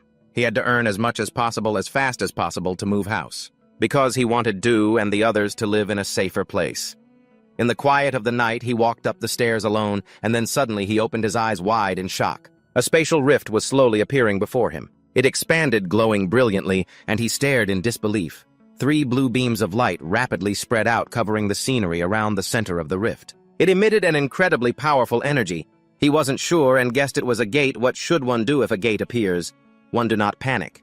A newly formed gate is not dangerous. 1, call 119 or the competent authorities and leave the area immediately. 2, do not approach. Entering an unranked gate is extremely dangerous even if you are a player. 4, entering a gate without the association's permission can result in up to 5 years in prison or a fine of up to 10,000 won. 3, always keep evidence. The fact that someone else discovered the gate before the association confirms it can cause conflict. If you are the first to discover the gate, please keep evidence. The discoverer will have the right to clear the gate first. This right can be sold or traded, signed by the Player Management Association Gate Management Board. At this moment, Otis was working in his office when he received information about a new gate. He clicked to see it and was surprised to find it was near Jigu's house. He took a sip of coffee to check the name of the reporter, and then he was startled, choking on it. He shouted out loud upon realizing it was Kim Jigu, his voice ringing out loudly enough to pierce the door, making many employees outside curious and gossiping. A while later, at Jigu's place, an association employee closed his briefcase and told him that if he did not enter the gate within the next 5 days, he would lose the priority right to clear the gate first, and it would be put up for auction. Then he reminded him to follow all the warnings he had explained, and finally he solemnly thanked him again for reporting it so quickly. After saying that, he turned to call Teshit, who nodded and stepped forward, praising him for a job well done. He then offered to speak privately with Jigu. The two quickly headed to a nearby coffee shop. Seeing Teshit mix coffee with a strange, unique recipe, Jigu worried if that would be too sweet. But he didn't find it too sweet at all. Good coffee is all about the syrup. After stirring it well, he didn't hesitate to gulp it all down the glass, quickly empty. He refreshingly slammed it down on the table, making the staff card on his chest tremble violently. It fell right onto the ground, immediately after Teshit turned to Jigu and asked tentatively about the F-rank gate. "Are you planning to go in alone? I don't understand where you get that kind of confidence." Jigu heard this, and could only silently marvel that Teshit truly understood him, confidently replying that he was stronger than what Teshit imagined. Teshit wasn't sure about that, but he was certain Jigu was incredibly stubborn. Caught right in his weak spot, Jigu could only offer a dry laugh. Teshit, with the look of an old father stressed by a rebellious child, he asked how many floors Jigu had climbed. Jigu nonchalantly announced he had conquered the 11th floor. Having just completed the 10th floor test earlier that day, Teshit was curious about Jigu's level, but the guy didn't bother to say a word because Teshit surely could guess the answer. Teshit fell into thought for a moment, then abruptly declared, 4 days. His meaning was, Jigu should prepare thoroughly for 4 days before coming to see him, because Teshit needed to verify if Jigu had enough strength to enter it alone. If he only prepared sloppily, he wouldn't let Jigu enter for anything. The 4-day deadline passed in a flash. Teshit led Jigu into a room filled with shades of green.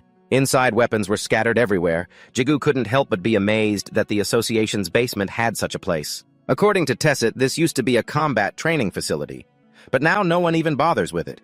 Jigu scanned the room, took it all in, and stepped inside. The space was truly much larger than he had imagined, and the walls were even reinforced with a barrier. It was a real eye-opener. He had definitely underestimated this association. Teshit suddenly asked what Jigu thought, catching him off guard. Teshit then reiterated his invitation for him to join the association. He believed that by now, Jigu could become a full-time employee, or at least take on some other position. Jigu thanked Teshit for his kindness, but ultimately had to decline. The reason was that he didn't want to be tied down to one place just yet. Despite being rejected, Tesset didn't get angry at all. On the contrary, he insisted that Jigu would always be welcome. Anytime he changed his mind. Jigu suddenly remembered Theo and asked about how he was doing, since he recalled that when Theo got promoted, the guidance team was disbanded as well. Tesset mentioned he heard Theo had joined the Kaban Guild. That introverted guy seemed much brighter now, like a completely different person, even though it was the first time Jigu had heard of that guild. But he was still happy for Theo and planned to drop by and visit him when he had some free time. He noticed Tesset suddenly roll up his sleeves, revealing muscular, veiny arms, and asked skeptically where his weapon was. Didn't Tesset say they were going to have a spar? Hearing that, Tesset froze, then scratched his cheek, narrowing his eyes in disbelief. It seemed like Jigu was underestimating him just because he was a public servant. So, Tesset decided to show this young whelp right in front of him. A real eye-opener. Out of nowhere, he threw a punch into thin air. The speed was so fast it left an afterimage, and a swirling gust of wind immediately formed from that single punch. It then hurtled straight toward Jigu, who was standing opposite him. Before Jigu could even react, he saw it flying toward him, leaving him stunned and petrified in place. Tesset snapped his fingers, and even more gusts of wind roared out, lashing at Jigu with terrifying force. Jigu felt a chill down his spine. It was shocking to the core. At this moment, Tesset seemed to have turned into a completely different person, and he warned Jigu that a diamond, even when mixed in the mud, is still a diamond. Don't go underestimating a former high-ranking hunter like me. Tesset's entire body emanated a thick, powerful aura. He couldn't wait to school this snot-nosed brat. So he proactively provoked him, telling Jigu to stop yapping like a dog and just dive in for a real fight. Even though he knew he couldn't possibly take down Tesset, there was no way Jigu would just stand there and take a beating, so he immediately entered a state, ready for battle, not forgetting to politely ask Tesset for some pointers. No sooner had he finished speaking, as if sensing something ominous, Jigu's eyes widened in shock. Before he even knew it, Tesset's foot was hovering right above his head. No matter how you looked at it, he was clearly planning to stomp him into the ground. Jigu hurriedly summoned his two alter egos and used them to slash through the phantom strike. He successfully avoided disaster. However, due to the immense impact, even though Jigu tried to brace himself, he couldn't withstand it and was knocked back a few steps. Both maintained their combat stances, staring at each other. Tesset dropped his guard first, lazily asking if Jigu was actually prepared. Jigu panted heavily and didn't answer, thinking to himself that this guy was truly a high-ranking hunter. It reminded him of Sukwu, seeing Jigu's state. Tesset got annoyed and scolded him to focus on the fight. Letting your guard down inside a gate meant certain death. After getting yelled at, Jigu snapped back to reality, realizing Tesset was absolutely right. It was because he had been way too arrogant. But that didn't mean he hadn't prepared anything before daring to show his face here. 4 days ago, Jigu had visited the player item market where Demon and L were. They wondered why he needed more items, saying there clearly wasn't any gear better than what they already had. To avoid attracting attention while talking to them, Jigu pretended to be on the phone. Only then did he explain that his defensive gear was just too trashy. He couldn't go on like this forever. Who knows, maybe he might suddenly find another alter ego. Hearing that, for once the two were obedient, promising to let him know if they discovered another one. Jigu agreed and started wandering around while passing a shop. He suddenly noticed an old set of armor displayed there. It was raw metal armor from an apprentice blacksmith. Nothing special, giving only a +9 defensive rating. After reading that, Jigu was speechless and tossed it aside in disdain. Then he looked at the shop across the way. He walked over to check it out, but the exorbitant prices scared his eyeballs out of their sockets. He went to check a few more shops. If it wasn't total junk, it was overpriced to the point of robbery. A while later, Jigu had a mental breakdown and sat in a corner sulking. Du and L were speechless as well. He felt that life was just unfair. The cheap stuff was like garbage, and the good stuff cost an arm and a leg. How painful is that? While he was drowning in his thoughts about how life isn't a fairy tale, both alter egos suddenly called out in unison, causing him to look up blankly. He only saw 2 adults ahead, and a young boy arguing, drawing a crowd of onlookers to stop and watch. At that moment, the kid angrily retorted to the other 2. "So your grandpa is this great craftsman?" One of them sneered. "A great craftsman whose gear doesn't even have a status window. Give it a rest, kid." But the boy kept insisting. The boy kept bragging about his grandpa's legendary crafting skills, but the guy just got annoyed, mocking him for acting like a walking billboard for a shop that didn't sell anything. "Even if we went, we'd just get kicked out anyway." Too lazy to deal with the hassle, he and his gang walked away. The boy watched them go, cursing under his breath. Just then, Jigu walked up and called out to him. Seeing that he had this boy's attention, he got straight to the point, asking for directions. But afraid the kid wouldn't get it, he specifically emphasized that he was looking for his grandfather's shop. The boy fell silent at that. Then he immediately lit up and agreed, happily leading the way to a dim, secluded spot. Jigu stared at the kid, wondering if he was really making the right call by trusting him. He checked with his gear, and they all insisted he was sure about this, even telling him that all the clothes the kid was wearing were ego items. Io chimed in to enlighten him, explaining that even though those items were artificial, they still possessed a bit of ego power. Naturally, Dew got triggered because its spotlight had been stolen, and it snapped at Io to stop interrupting. By now, they had arrived. The boy excitedly opened the door, bragging to his grandfather that he'd brought a customer. But his grandpa wasn't happy at all. In fact, he sounded reproachful, reminding the boy he'd told him not to bring any more customers here. The boy sulked, saying he just wanted everyone to know how amazing his grandpa was. The old man refused to entertain that conversation. He quickly brushed it off, scolding the boy for wearing his handmade gear instead of the nice clothes he had.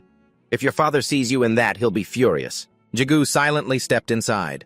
While the boy was still bickering with his grandfather, he was completely captivated by the sight within the studio. Even Dew and Io were stunned into silence. Everything in there was an ego item, every kind of gear at every possible rank.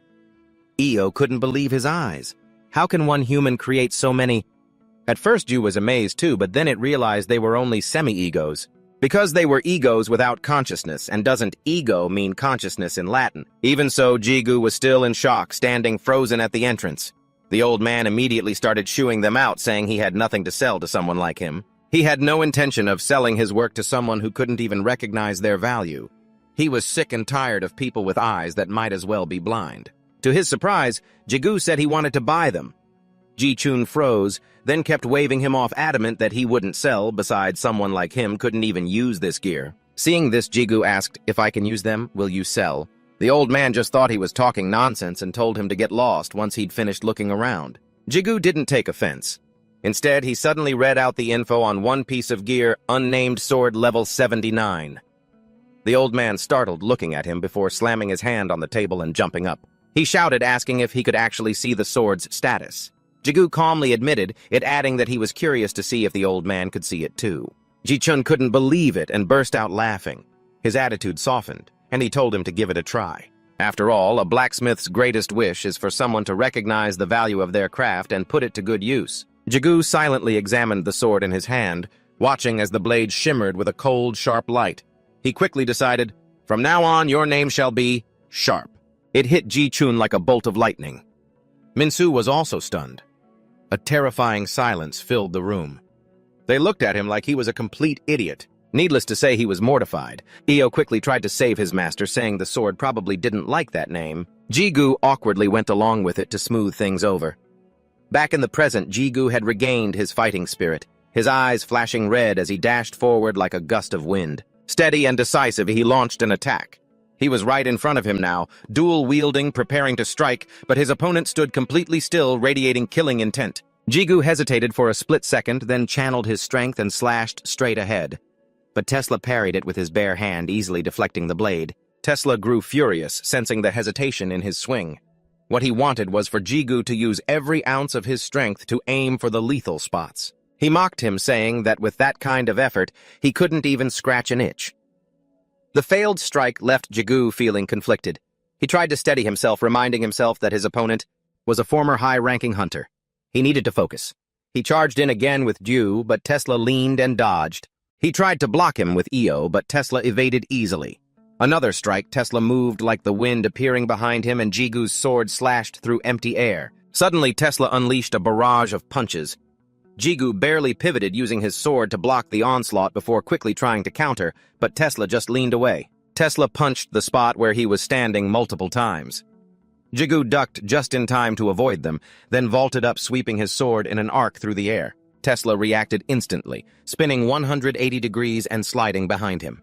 Jigu spun around and brought his dual blades down hard, but Tesla vaulted backward to dodge. The duel continued, one attacking, one defending, an endless stalemate. Just then, Jigu's eyes widened as he saw Tesla charging at him, radiating pure, murderous intent. Tesla didn't hold back, clenching his massive fist and putting all his strength into a punch aimed right at him. At that critical moment, Jigu remembered something from a few days ago. Back then, he had looked at the pile of gear completely bewildered. Why can't I link with any of them? I'm not even sure if these are real egos. He had sighed and put them away. Ju had told him they were semi-egos, but they were extremely picky, unlike Io and Ju, who had no other choice. Those items were different. Io had retorted that it liked him, it wasn't forced, like Ju said. Seeing Jagu lose his resolve, he decided to give it one last try. Julian clicked his tongue and said, "Give up, you mortal," and I immediately growled, demanding to know who taught it to talk like that. Then, with 3 parts frustration and 7 parts resignation, I touched a piece of armor, muttering as I named it, Dungeon Hate. Suddenly, a miracle occurred. A shimmering halo of 7-colored light appeared. It quickly merged into my body, and at that very moment, the system notified me that I had bonded with the Dungeon Hate ego. But since my stats were insufficient, I couldn't unleash its full power, though that alone was enough to make me ecstatic. Because Dungeon Hate had lost most of its power. It was now at level 7 with 3 strength, 15 agility, 40 stamina, 6 magic, and a skill that transformed it into an accessory capable of reflecting damage. With 12 defense, the moment Tessit punched me, it instantly lit up, activating the skill to reflect the damage I had received. The light erupting from my body was blindingly intense, catching Tessit off guard and making him shudder in shock. Boom, boom, boom, the deafening sounds of impact exploded, turning the entire area into a blinding white void. Jagu was blown back several meters, his back slamming hard against the wall behind him. His internal organs felt completely scrambled, and in his discomfort he coughed up a mouthful of blood before sliding down and face-planting onto the ground. A moment later he struggled to drag his battered body up, coughing incessantly. Suddenly something flew toward him from the opposite side. It was an orange potion bottle, followed quickly by a few more rolling his way. Tessit suddenly told me, "Drink up." Since they were medicinal potions to treat internal injuries, I grabbed one and held it to my lips. Good heavens, I couldn't believe he kept such precious expensive medicine in a beat-up copper bottle like that. It was so damaged. I intended to open it to drink, but my hand was shaking so badly I couldn't even twist the cap off. Just then he announced that I had achieved it, leaving me stunned. He held up his hand, which was covered in cuts, to show me, and repeated once more that I had done it. He hadn't expected me to actually be able to damage him. Remembering the explosive moment just now, he was certain this wasn't an accident. I had done it on purpose. At that moment, he had even seen me smirk when I achieved my goal, and he realized he was the one who had underestimated me. He suddenly grew curious to know how on earth I had pulled that off. I played it coy, saying I was just well prepared. He didn't press further, only reminding me that if the portal wasn't cleared after 1 week, the association would step in. Then he wished me luck. But on the day I was about to enter the portal, Tessit changed his tune and said he was only giving me a 5-day deadline. If I didn't come out by then, he would personally go inside and drag me out by the scruff of my neck. Hearing that, my mouth twitched, and I told him there was no need to be so dramatic. But he wouldn't agree, saying it would be more convenient for him to go in himself rather than deploying the association's forces. He started acting like an old father, preparing to say goodbye to a child going on a long trip. He kept asking if I had brought potions and food. What about smoke bombs, and warned me not to be careless just because it was a D-rank portal. I nodded along repeatedly, though it was getting annoying. Wasn't this place just like the one with the zombies? Why did he have to worry so much? It wasn't like the master was digging his own grave, so why the worry? I also marveled at how he was acting like my own father, caring for me in every little detail, literally. Time was running out, so I turned to bid him farewell and quickly stepped into the flickering, glowing portal. In a flash, the space in front of me shifted. It seemed to be a cave. At the same time, the system announced I had entered the portal. My entire body surged with excitement, hoping this was a permanent portal, though I wondered what if it was. I told myself, I'll make a lot of money, obviously. It then questioned how to know if it was a permanent portal. I pondered that the only way to know was to clear it, and since it was D rank, as long as it wasn't a tower underground or maze type, we would finish it quickly. After that, I said, let's go. The ego was brimming with energy and glowing. Soon enough, I encountered the first monster. My hand sparked with electricity, and I punched the wolf straight in the jaw. It immediately yelped in pain. Then I slammed the wolf to the ground, quickly knocking it out in a heartbeat. I even struck a cool pose and told it, "Our conversation ends here." However, deep in the darkness ahead, countless red devilish eyes suddenly appeared. They stepped out one by one. All of them were accomplices of the wolf from before. I flashed a bloodthirsty smile. It seemed it was time to level up. The gold wolves with fiery red eyes growled. The system announced, level up. Kim Jigu attacked while running. He almost tripped, then got a notification about accumulated damage increasing. A gold wolf tried to take the opportunity to bite Kim Jigu's rear end, but luckily I caught it. flashed a confident smile, and unleashed a burst of powerful light to successfully take down that wolf. After a while of exhausting struggle, Kim Ji-gu sat down to rest. A voice from the ring scolded, "You weakling, exhausted already! Stop being so rude to your master!" Kim Ji-gu looked at his watch, silently calculating that about 5 hours had passed. Maybe because it's D rank, they seem no different from idiots. Anyway, it's easy. I grinned, showing my bright white teeth while biting into something, muttering to myself, with my level, it's not exactly easy to get in here. But this time I got lucky. After a long while, the thing he had been biting finally snapped. He muttered to himself that he would probably have to go get ranked, recalling the steps for player ranking where stats are measured without any equipment. If separated from his alter ego, his status would only be at level 1. He wouldn't be evaluated correctly for sure. Even Otisid couldn't help him with this. Why not abuse a high position if you have it? Over at Otisid's side, they were picking their ear, feeling like someone was bad-mouthing them. Kim Ji-gu kept opening his water bottle, lost in thought. Don't reveal it. If the user's stats increase no matter the distance, you can connect with us, Kim Ji-gu said while drinking. That would be great, but I don't know how. Oh, to increase my own stats? He reminded the puppet alter ego, flicking it instantly and threatening. Watch it or I'll hit you. It whined. Master, you've already hit me, Kim Ji-gu continued. Besides not knowing how to get stronger, I don't really understand this thing either. A notification board popped up displaying all the necessary information. Among them was a skill called cannibalism, which he didn't quite grasp, so he asked, "What does that mean, cannibalism, could it be?" The ring instantly guessed his intentions and scolded him, "Are you crazy, human?" Hearing that, he just chuckled dismissively and replied, "I'm just joking." Afterward, he stopped resting and continued on his way.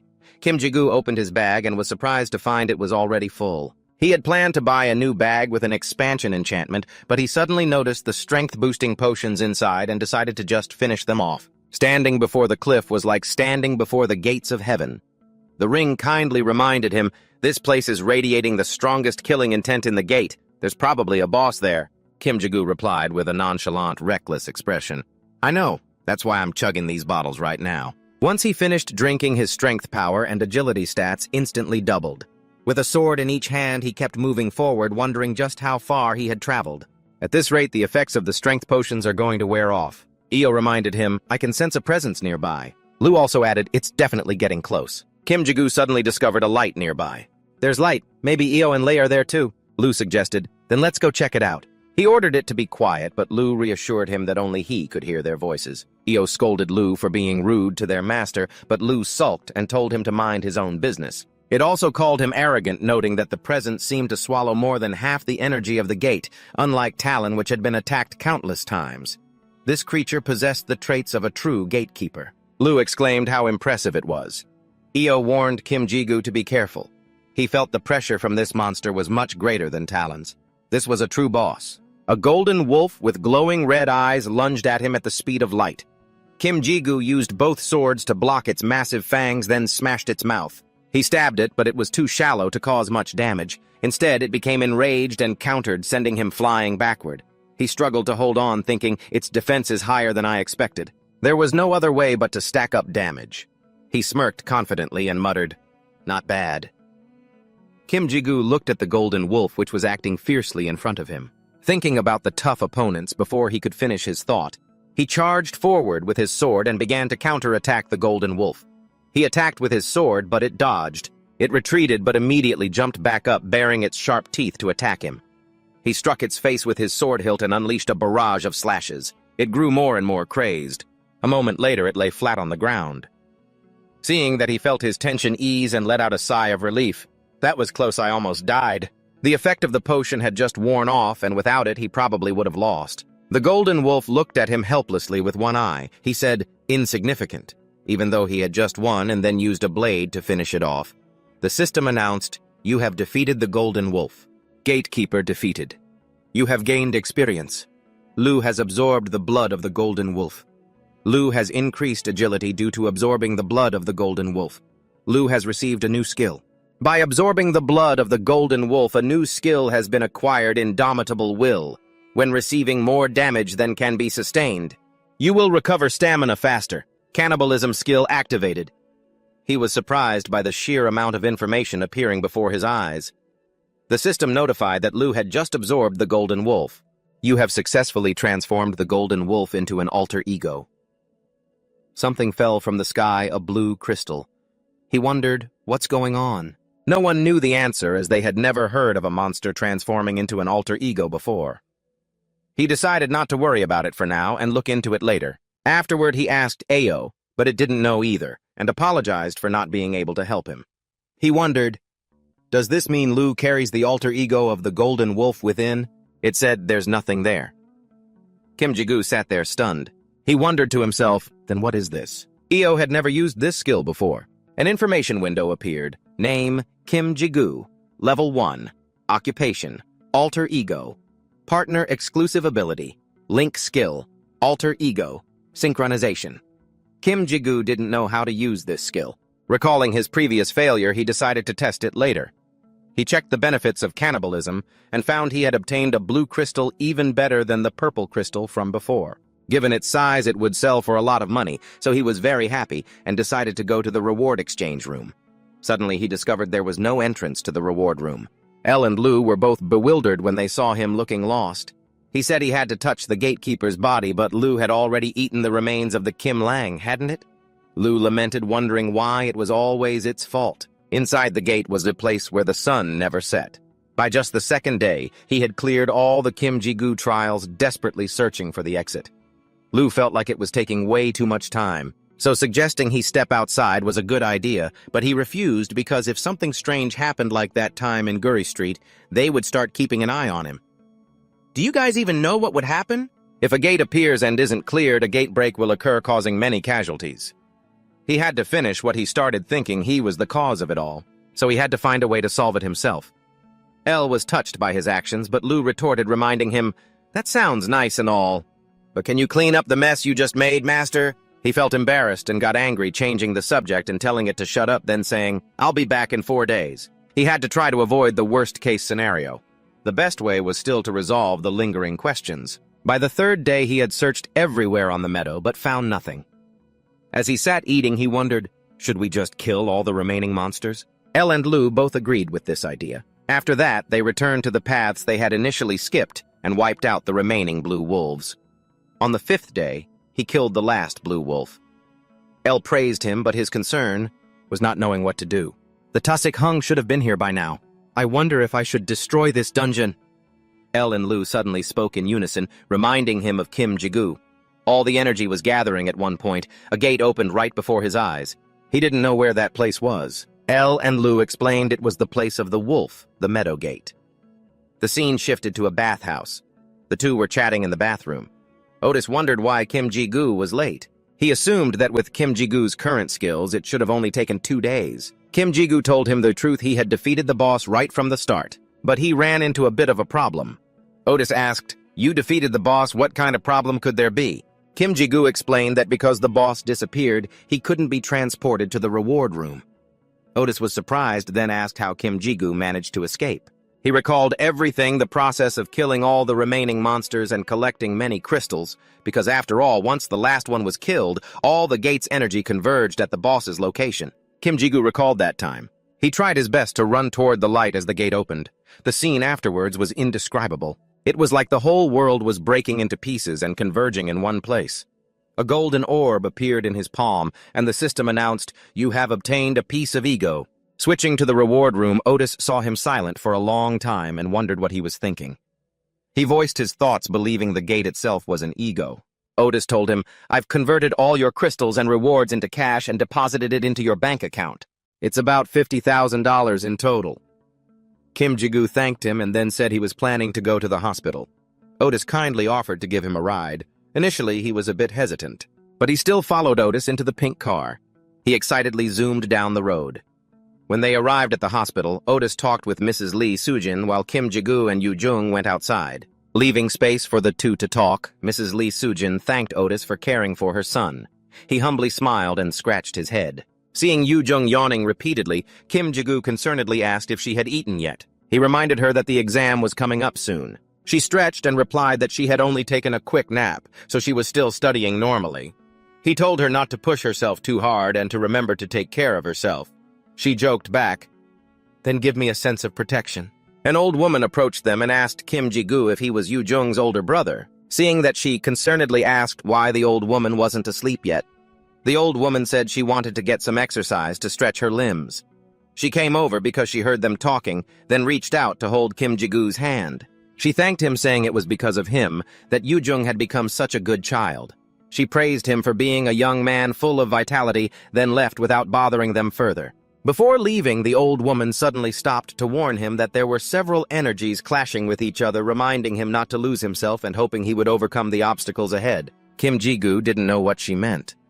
The next morning, he stretched and woke up after a refreshing sleep in the hospital.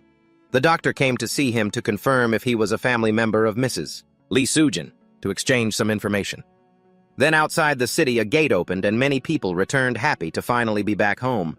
They were planning to relax and go for a drink when they saw Kim Ji-goo standing nearby and wanted to come over to greet him out of admiration. However, both saw that Kim Ji-goo's complexion didn't look good. Kim Ji-goo recalled the conversation with the doctor earlier. He said her condition was getting worse. Medication therapy wouldn't last much longer, it was too late. There was one more issue: she had at most 1 year left, and at worst 3 months. In a bad mood, Kim Ji-goo frantically fought monsters, feeling deeply self-reproachful. If only he could be stronger. Both Lou and Elle felt he wasn't himself, sensing the pain in his heart. When his mother was seriously ill with almost no cure, Kim Ji-goo said nothing. He just silently stood in the rain at the 19th floor of the tower. Everyone was buzzing, whispering as they saw him wearing bags full of crystals, admiring his ability. Within just 2 weeks, they climbed from the 11th floor to the 19th. They started feigning kindness, offering to help carry his bags. Among them, Group Z, a collection of dangerous thugs, sent one of their sleazy-looking members to offer Kim a hand. When he tried to take the bag, Kim held a sword to his throat, terrifying the man. He tried to argue back, but couldn't. Kim Ji-goo gave him a chilling glare, telling him to get lost and not even think about getting anything from him. The commotion between the two drew the attention of the association. Group Z scrambled to pull up their pants and run. Even though they were scared, the guy still managed to spit out one final cool warning. An employee met with Kim Ji-goo, introducing himself as Heo Sung-hoon. He asked Kim Ji-goo to cooperate, while Kim tried to explain that the red players had their eyes on his bag. Sung-hoon just gave a wry smile, clearly understanding the reason why. Suddenly, he asked if he was the player Kim Ji-goo. A moment later, before he could even process what was happening, Kim Ji-goo was already sitting in an office having tea with Otasid, who had invited him. He hadn't invited him to the office for fun. He was there to talk about a cure for Kim Ji-goo's mother. He revealed that it was an elixir, a panacea capable of curing any illness. But Kim Ji-goo knew that only 3 such elixirs had ever been found. Otasid explained that the person who first cleared the 50th floor found one. Kim Ji-goo continued, and the other 2 were rewards for clearing the gates. Otasid was surprised that he knew more than he expected. He mentioned that he had also done a lot of research. Otasid said to him, "Then I don't need to tell you about the connection between the 2 gates, do I?" He was referring to the labyrinth gate. This type of gate is notorious for its difficulty, thanks to the massive number of monsters of varying ranks. It also features gatekeepers and numerous traps. But because it is classified as a mixed gate separate from standard ranked gates, anyone can challenge it as long as they verify their identity. Otasid added that 2 days ago, the 3rd labyrinth gate appeared in the United States. Before Kim Ji-goo left, Otasid advised him to take a shower before he went. "Soo-jin will faint if she sees you looking like this. I'll convert the things you brought into cash and deposit them into your account without any fees, so just leave the bags here." After Kim Ji-goo left, he leaned back in his chair and sighed. "I want to smoke again today. Kim Hyung, I've done everything I could think of." Kim Ji-goo met with Heo Sung-hoon. He told him, "The director told me to see this through to the end if I want a bonus, so I've been assigned to guide you, Kim Ji-goo." He added that the director had taken care of all the paperwork and plenty of supplies had been prepared so they could leave right away. As he led Kim Ji-goo away, he suddenly told him to wait a moment on the 20th floor. The system notified him, "You have passed the skill test. Synchronization has evolved into Synchronization I. Kim Ji-goo, Level 1, Occupation Companion of the Ego. Link ability can link with the ego. Synchronization E skill allows you to use 35% of the ego's power." Kim Ji-goo thought that ranked skills weren't exactly common either. Heo Sung-hoon felt something was off, telling him that it usually took a normal person an entire day to pass the 20th floor test, but he had done it in less than 20 minutes. It was finished, so this was completely outside his expectations, but he didn't say it directly to Kim Ji-goo. Kim Ji-goo asked him, "What time does our flight start?" He felt like he had wasted too much of their time. Heo Sung-hoon told him, "We aren't taking a plane. We are heading to the 5th floor. Kim Ji-gu arrived at what he thought was the Labyrinth Tower. Although you don't often run into players from different countries inside due to the separated zones, it is undeniable that this tower is linked to the entire world. Both of them went to the 5th floor to the Korean Hunters Association branch office. They stepped into an elevator which surprised Kim Ji-gu. He never expected there to be such an elevator inside the building. You mean there's an elevator like this? Hyo Sung-hoon explained that this elevator was operated by a quartz-powered artifact. This place was incredibly important. Kim Ji-gu didn't know how much they had spent to build it. When they arrived, the scene before Kim Ji-gu was the International Spatial Teleportation Gate Management Center. He never imagined he would use an international teleportation gate, because he heard they were top secret and managed by each country's association. Hyo Sung-hoon said that not everyone could use it. The director Otasid had more influence than they thought.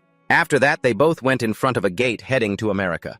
Then Hyo Sung-hoon told him, "Let's try out the world's fastest mode of transportation." Kim Ji-gu felt excited as he stepped through the gate.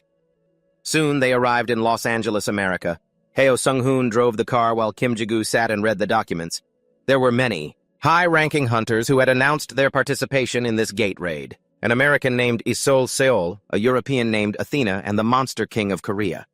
He worried if he would be okay standing among them. Soon, the car stopped. Sung-hoon announced that they had arrived.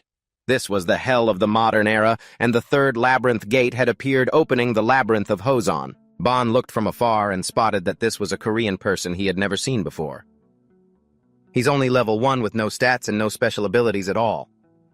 Sung-soo didn't expect. Bon could see all of Kim Ji-gu's abilities using her own power. Sung-soo felt that Kim Ji-gu was quite interesting. That face was her type. Kim Ji-gu swung his 2 swords to fight a giant spider. It also sprayed a massive column of silk toward him, which he held off. Taking advantage of the moment, he shouted to signal Hyo Sung-hoon to act. Sung-hoon received the cue, quickly grabbed his long spear and lunged forward. He jumped up and drove the tip of the spear between the giant spider's 2 eyes. The spearhead pierced straight into its forehead. Then it vanished into thin air. Ji-gu complimented him, saying he did a great job, then asked if he had to leave now. Sung-hoon replied, "Yes, 15 hours have already passed." He said that considering the time it would take to get back, it was best for him to leave now. Afterward, they shook hands and exchanged polite pleasantries. Sung-hoon said if he wanted to thank him, he should treat him to a meal next time.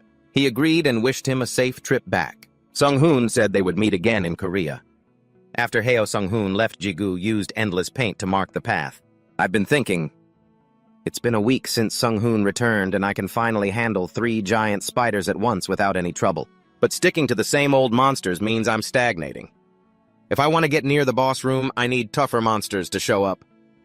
With that thought, Ji-gu picked up a yarn-like item. He looked at it, wondering what it was, then remembered Sung-hoon mentioning it was Arash's ball of yarn, an item that lets you warp back to the dungeon entrance once. It was a gift from the Bandaseat leader, along with a message: if you run into a monster too strong, just run away. Because nothing is more precious than your own life. So don't be stingy, remember those words? Kim Ji-gu thought he wouldn't use it until he got the medicine, even if he had to die.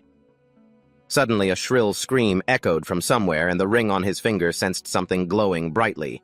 Then 2 swords appeared in his hands, radiating powerful energy. Ji-gu said he heard a girl's voice. Du told him that sound was very suspicious. "It's better not to go there." Hearing to say that, he replied that even if it were a trap, checking it out wouldn't hurt. It could be a major threat in the future. Both Du and Eo agreed with that point. The person crying for help was Su-dung. She was tied to a tree, calling out. Kim Ji-gu peeked over and thought, "She's so suspicious. How could a little Korean kid like that be alone in a dungeon? And she even looks a bit like Du." He wondered if it was an illusion or a trap like an anglerfish using the light on its head to lure others in to eat them. So he figured it was all too fishy and decided it would be best to pretend he didn't see anything. Just as he was about to turn away, Su-dung's voice rang out from behind him. She apologized, saying she couldn't afford the hospital bills for her mother. Hearing these words, he stopped dead in his tracks, unable to take another step. Seeing him hesitate, Du muttered that those lines were a bit cliché, and even a 9-year-old wouldn't be fooled. But when he saw her crying, tears streaming down her face, he couldn't help but swing his sword, cutting the vines to save her. Afterward, they went to a corner to talk. He asked her if she'd accidentally gotten separated from her party. She quickly admitted she had been distracted. She told him her name was Su-dung, and that she had a natural talent for buffs as long as someone had talent. Even at 10 years old, you could become a player, but it was tedious to have someone underage in the party. Still, it was worth it because not many people possessed buff-type talents, or innate skills, which is why they brought her to such a dangerous place. After their brief exchange, Jigu gave her a safety zone kit. He said that someone who wanted to help her would likely show up in time if she used it. Suddenly, Su-dong stood up, called him Uncle, and said she wanted to follow him. He told her that as a person you have to take responsibility for your own life, and he couldn't help her any further. Plus, he wasn't old enough to be called Uncle. Su-dong grabbed his arm, begging and insisting on following him, but he refused because he had his own goal and he couldn't give her the medicine if it fell out. However, in the end, he softened and agreed. Along the way, they worked together perfectly. He was responsible for fighting the monsters while Su-dong supported him with energy buffs. Afterward, for Du, and to absorb the drops left behind after killing the monsters. They had been traveling together for 2 weeks. Su-dong happily told him she had leveled up and he happily congratulated her. After that, she said that before long she would catch up to him. Suddenly, Jigu sensed something. He peeked out from behind a wall and saw the people approaching. It was a giant guild led by a master from America, Seoul. He was afraid they would mistake him for a spy and attack him, so he had to find a way to escape. The wall he was hiding behind was leveled. Kim Jigu was left stunned and wide-eyed as a sword from Seoul flew past him. One of the confused lackeys asked, "Why did you throw your sword?" He replied with a bit of suspicion, "It's nothing, I must have misheard." In a cave in the forest, Jigu and Su-dong stood there panting. She was so tired she was acting loopy, asking, "I didn't do anything wrong. Why are we running?" He took out his water bottle and replied, "Usually it wouldn't matter. But right now we're tailing them, and the game forbids it because it could lead to an ambush." Su-dong whispered, "It's rare to find players that dirty." Jigu retorted, "With a guild that big, it's not rare to find people who want to play games." As she took a sip of water, she asked if they should change routes. He told her, "Kid, we just need to keep our distance and observe. But looking at it another way, this is actually good. By following the same path as masters like them, we're already heading in the right direction." Looking at the circle drawn on the wall, Jigu said, "See, there are signs everywhere because they've already cleared the way. So we can just cruise along and tail them. Now all we have to do is find the boss." As he was saying that, Su-dong suddenly vanished, leaving him staring blankly like a lost little deer just standing there in place. Suddenly a thought flashed, something was coming. Just as someone's voice rang out, "Dodge, master." Seola appeared like a vengeful ghost behind him, shouting, "Dodge, you idiot! I've caught you now, boy!" Jigu didn't have time to react before a hand grabbed him and slammed his head into the ground. His face being shoved into the dirt made Jigu hurt, and he thought to himself, "I really don't want to go to sleep." And then Jigu had a long nap. Someone had used the right-hand rule to call him down from the clouds. He said, "Aha, so you're finally awake, kid." Sola grabbed Jigu's head and asked, "Who told you to follow me, you little brat?" He widened his eyes and thought, "Oh my Buddha, I don't know English, but it sounds like he's accusing me of following him." See, kid, learning English is extremely important. He leaned down to threaten him. "Who are you? If you don't talk, I'll send you to see your ancestors.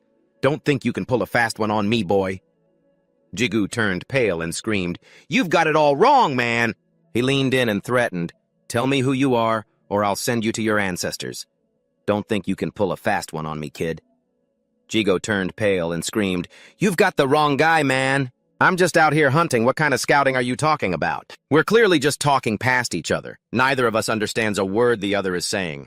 And then that guy CL even had the nerve to ask if I didn't speak English." Then the guy next to him chimed in, "He's lying." He shot a glance and started muttering at Jigu, and I couldn't help but wonder, he's Korean named Johan, part of the Iron Guild. Does he have any idea we share the same blood? He sat down quickly, acting like everyone should know him, and went on as if it were a fact. "Hey, I'm super famous, you know who I am, right?" Whether I knew him or not, I wasn't going to introduce myself. Then he picked up those bags, held them up, and said, "I know you're Korean because I can see this expensive stuff here," before rambling on and eventually apologizing. He apologized for being a bit harsh, saying their guild leader was in a bad mood, and hearing that, Jigu naively thought, "Well, he's actually kind of sweet for bringing an interpreter. Maybe he wants to talk." Then he started interrogating me, asking which group I belonged to. "Why were you following us? How could you possibly slip past our guild leader?" Feeling completely wronged, Jigu tried to explain, "No, man, it's all just a big misunderstanding. I'm just a homeless guy. I'm not in any guild. I'm just out hunting. I'm not stupid enough to try and sneak past a guild leader. I just thought you guys knew I was there and let me follow along. It's funny I can say things like that, but when others say them, it's so annoying. He grabbed his sword hilt and agreed, I hear you, man, I get it. 1 second he's acting like he believes me. The next he's pulling out a knife and showing it to Jigu before driving it hard into my thigh, making me scream, we're both human. Why can't you just trust someone for once? It's so messed up. First you tie someone up and then you stab them like that. And then he has the audacity to call me weak looking at how Jigu was in so much pain he was tearing up. He said, I don't know what kind of idiot brought a weakling like you here, but how dare you try to pull a fast one on us? You said you were hunting, huh? I think the thing you're really hunting is our precious medicine, he said, turning to CL while holding the sword. Look at this weird blade. I can't even see a status window for it, and it's so trash it can't even cut through a monster. That made CL freeze for a good 5 seconds to process it. Then he told him to keep it so they could forge it later. Then after obeying, he looked down at CL's sword and mocked it. That sword is just junk, it can't even compare to my holy blade. He took out a vial of medicine, poured it over the wound on Jigu's leg, and sneered, Must be nice being so rich, huh? No matter how many times I stab you, you won't even pass out. Seeing the look of pain and regret on Jigu's face just made him even more excited to taunt him, Don't look at me like that. I know you're super stingy, so I'm doing you a favor, he said, losing patience and getting right in his face. If it hurts your wallet that much, just tell me whose dog you are. It's true what they say, when you tell the truth in this world, nobody believes you. And just like that, when Jigu said he wasn't anyone's dog, he started using his right-hand rule on him. By now, Jigu had successfully managed to piss him off. He shouted angrily, What are you thinking? We already checked your stats, and even that rope tying you up is just a regular rope. How can you expect us to believe some pathetic weakling like you is traveling alone when you couldn't even break free from a basic rope? Do you take us for idiots? Before he could finish, CL called him over for dinner, so he kicked Jigu in the chest like a soccer ball and walked away saying, Do yourself a favor and quit the act, man. After the group left, Jigu was left alone with his thoughts, feeling deeply unsatisfied and reflecting on all his shortcomings. After fighting Deceit, he realized he had almost nothing to conquer the dungeon gates. Even though he knew he was just fooling himself, he kept trying, but those strengths were only borrowed. The moment he lost his weapon, he was as good as useless. Somewhere else. A white-haired girl used magic to pinpoint Jigu's location and reported that he was 2 kilometers away scouting near the checkpoint. Then she asked the masked man what to do. Kim Jigu, with his battered body, was still tied to a mini pillar surrounded by countless scattered bottles and a mix of blood and medicine pooling on the ground. Reflecting on the last 4 days, his fingers and toes had been cut 27 times, his bones broken, 63 times stabbed and punctured 127 times, and tortured roughly 200 times. I don't know if it's because he's stupid or just too stubborn, but it drove the whole group of CL's minions to gather around and talk about how Jigu just wouldn't talk. The guy cursed, he's so damn stubborn. But if he were just a bit more talented, I would have recruited him already. He ordered them to bring over Jigu's sword, saying, I was planning on melting it down. But a tough guy like him deserves a little respect. And then CL told Jigu that he was going to use his own sword to send him off to meet his ancestors. He held up the sword arrogantly and said, I'll help you go down in history. You're lucky you know. Let me see you off on your final journey and help you reincarnate successfully. CL aimed the tip of the blade at Jigu and plunged it in, making blood spray like rain. Jigu closed his eyes, secretly relieved that the guy had successfully done something stupid, allowing his connection to his ego to be restored instantly. Instantly, Jigu's eyes widened with rage, a crimson aura erupting from his entire body as he effortlessly shattered the common restraints binding him. Quick as a flash, Jigu lunged for the sword, flipping the tables by thrusting it toward CL. The crowd watching froze for 5 seconds. He didn't even flinch, simply standing still and grabbing the tip of Jigu's blade. CL looked at him with an expressionless face and muttered, Well, looks like you've still got some tricks up your sleeve, kid. No wonder I kept smelling the Demon King's scent around here. I'm not even surprised she's interested in you. She's just playing with you, you little brat. CL asked skeptically, How are you so capable you even managed to escape a scan that not even the Demon King could beat? You're done for, boy. I'm going to have to interrogate you some more. Hearing his threat, Jigu wondered to himself if he should finally use that secret weapon. Athena, witnessing the scene, ordered an attack. Something flew through the air and pierced CL's arm and arrow. Athena, he roared, and there she appeared like a goddess descending. Athena laughed. Bingo, baby, long time no see, you look like a mess. CL felt insulted. He snapped the arrow sticking out of his arm and took her mockery as a declaration of war on the guild. She found him hilarious and laughed again. "When do you guys ever stop bickering?" Athena swung her hand, sending a spear flying through the wind towards CL. With a blank face, he reached back, drew his sword, and slammed it into the ground, creating a massive shield that blocked Athena's spear. The moment the spear hit the shield, boom! A massive explosion erupted, flattening the surrounding trees and filling the air with dust that blinded the onlookers. After finishing his spell, CL ordered them to capture Jigu alive. He picked up his blade and twirled it, slicing through the shield he had just created, saying, "Let's end this once and for all." Athena caught the rebounding spear and glared at CL with a dark expression. He raised his blade high, ordering an attack on the valley below where a pitiful forest lay. Enduring countless wounds from the battle, an idle bystander watched and asked Jigu, who shivered at the sight. "They're tough as nails, aren't they? Sometimes I wonder if they're gods fighting, or monsters." Jigu looked at his own battered body, still clutching his sword, thinking to himself, "Agree or not, I have no choice. I just have to stand my ground." The guild leader had said he wouldn't kill him, but he didn't say he couldn't accidentally do it.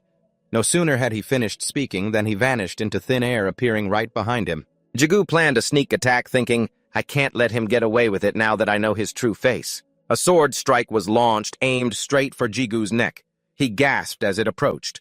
Suddenly, Jigu shouted, "Counter!" The system flashed, indicating it would reflect the damage received. At that same moment, his body shone with a blinding light, dazzling everyone. CL cursed, "What the hell is that?" Before he could finish his sentence, boom! A cataclysmic explosion rocked the very foundations of the earth. When the smoke cleared, it was clear that the guy who didn't know his place had poked a hornet's nest. He lay motionless on the ground, groaning in pain, looking utterly pathetic. Jigu gasped for air, staring at the system notification that he had reached his limit and was beginning to break. Standing in the middle of the chaos was Kim Jigu, and on the other side lay Henry, unmoving. The system reported he had reached his limit and was breaking down. He stumbled toward him like a toddler, raising his sword high. The guy who didn't fear death until he saw the coffin was now begging for mercy. But you don't take food away from a cat's mouth, there would be no mercy. Without a shred of hesitation, Jigu drove his sword deep into him. The guy squealed like a stuck pig. After sending him off to meet his ancestors, Jigu collapsed, swaying. He thought, "It's taking so long, but I'm almost there. But this power is so terrifying I can't stop the bleeding. I'm completely out of energy." Suddenly, a voice echoed, pulling Jigu back to reality. "Are you all right? That swaying silhouette in the wind, is that Du Dung?" The girl got angry and said, "Hey, watch it! That's young master! Du Dung to you!" Seeing Jigu staring, she gave a wicked grin and asked, "How will you repay me if I save you? Would you lay down your life to save me? Or would you spend the rest of your life as my slave? What will you choose?" Jigu remained silent for a moment, then shakily raised a finger. "One more thing, I will destroy CL and the A Guild." Dudung replied, "Wait, you said one thing, but I count 2 demands here. But that's fine. Let's make a pact. Truly a man who gets an inch and takes a mile?" Jigu tried to ask for one more favor regarding the sword on the bearded man who was looking at the unconscious Jigu. Dudung asked, "Why so greedy?" Baean walked over and said, "Jigu is an interesting person." Hearing this, she ordered him to keep a close eye on him, for he hides the power of a demon within. "Someone will awaken it eventually." Dudung pointed to the sword and asked, "Did you see how he killed that idiot?" It wasn't normal. He targeted his weak point perfectly, even though it was his first time he has that kind of instinct. Not a shred of hesitation or mercy. Baean looked at the corpse and asked, "What should we do with him? Looks pretty serious. Since he's a high-level character, he might heal on his own." She heard this and said, "Forget him. Let him fend for himself. If he survives, he might still be worth something. If he dies, just bury him." Dudung's hair began to turn purple. She smiled. "Revenge is a dish best served cold. A gentleman can wait 15 years for revenge." She mentioned the Demon King was coming, but Ban showed no emotion, muttering something nonsensical which irritated Dudung, who shouted, "Only the brainless would call her by that name. I am the one who will kill the Demon King." Jigu woke up inside a cube looking bewildered, thinking, "Who am I? Where is this seriously?" After a moment, he realized this was his own dream, the nightmare that's been hounding him for 5 long years. Seeing the rope hanging there, Jigu approached it, whispering to himself.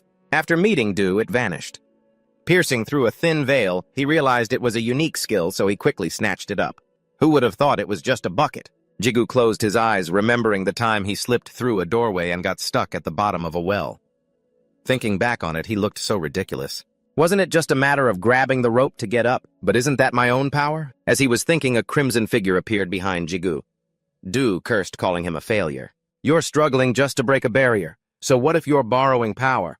Does that make you different from anyone else? Whether it's through training or luck, if you have it, it's yours, you idiot. Right after the scolding, a figure appeared behind Jigu, saying, Du was right. She reached out her hands affectionately and said, My power is my master's. Please don't despair. Jigu's eyes widened like he'd just returned from the afterlife. Bon asked, You're awake. It made him suspicious. Who was this guy?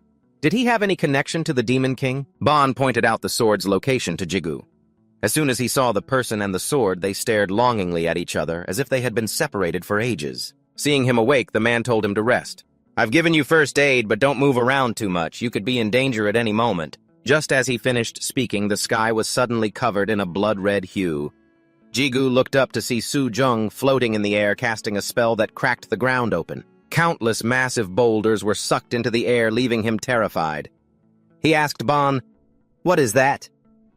Bon replied cheerfully, That's a monster commander. First time seeing one, right? Look at that giant monster. He then introduced her as the master of this labyrinth, the monster commander. Hojun roared. While Jigu was stunned, shocked, and floored by the sheer size of the creature, Bon proudly introduced her again as the master of the labyrinth.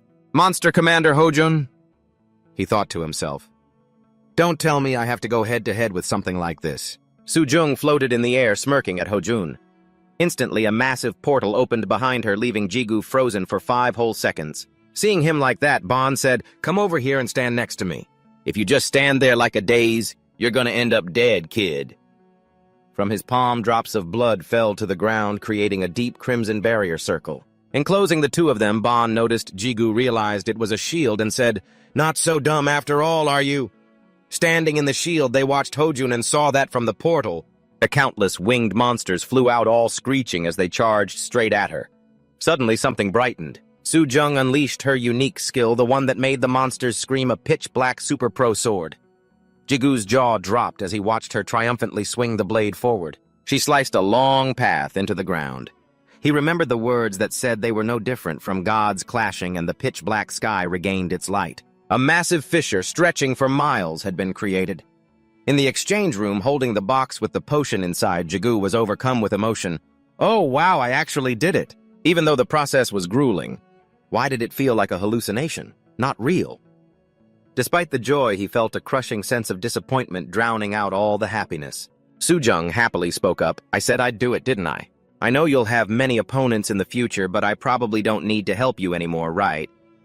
Jigu looked up and asked if she was Su Jung. She nodded repeatedly, saying she was also Korean. Looking down at the rare potion in the box, Su Jung asked about Bon's. Learning that his was also a potion, she handed her own to Jigu, surprising him. She said, Didn't you wish to destroy the A Guild? Since you're not in good health, this will help you a bit. Anyway, my goal is to become a commander, so this doesn't really matter. Think of it as me investing in your wish. Taking the bottle, Jigu stood still thinking, I can't believe it. This is the thing I struggled so hard to get. And now it's being given away so easily. I can't keep sponging off others like this. I really have to step up. If I take this, Du is going to nag me to death. Du was thrilled that Jigu was finally using his head. Jigu asked, Why would you just give this to me? Without asking for anything in return. You want me to be your slave for the rest of my life, don't you? Hit right on the mark. Su Jung felt guilty and said, No way, kid, I just want to take you on as my apprentice. Hearing that, Jigu let out a loud, huh, which annoyed her. Stop yelling at me. You're just a weakling right now, but once you clear the 50th floor... As she spoke, Su Jung reached out and touched Jigu's cheek, flirting. That's when I'll take care of you. It caught him off guard. The spot she touched immediately stung. Su Jung explained that it was a mark of their covenant, and from this moment on, he would lose all his power. But I'm too lazy to follow you around, so listen carefully. By the way, that sword you're carrying is quite toxic. While the portal is still open, I'll teach you how to strengthen your sword. Seeing Jigu's surprised look, Su Jung added, Drink that potion now. Since this is a dangerous method, this will be your first lesson as a disciple.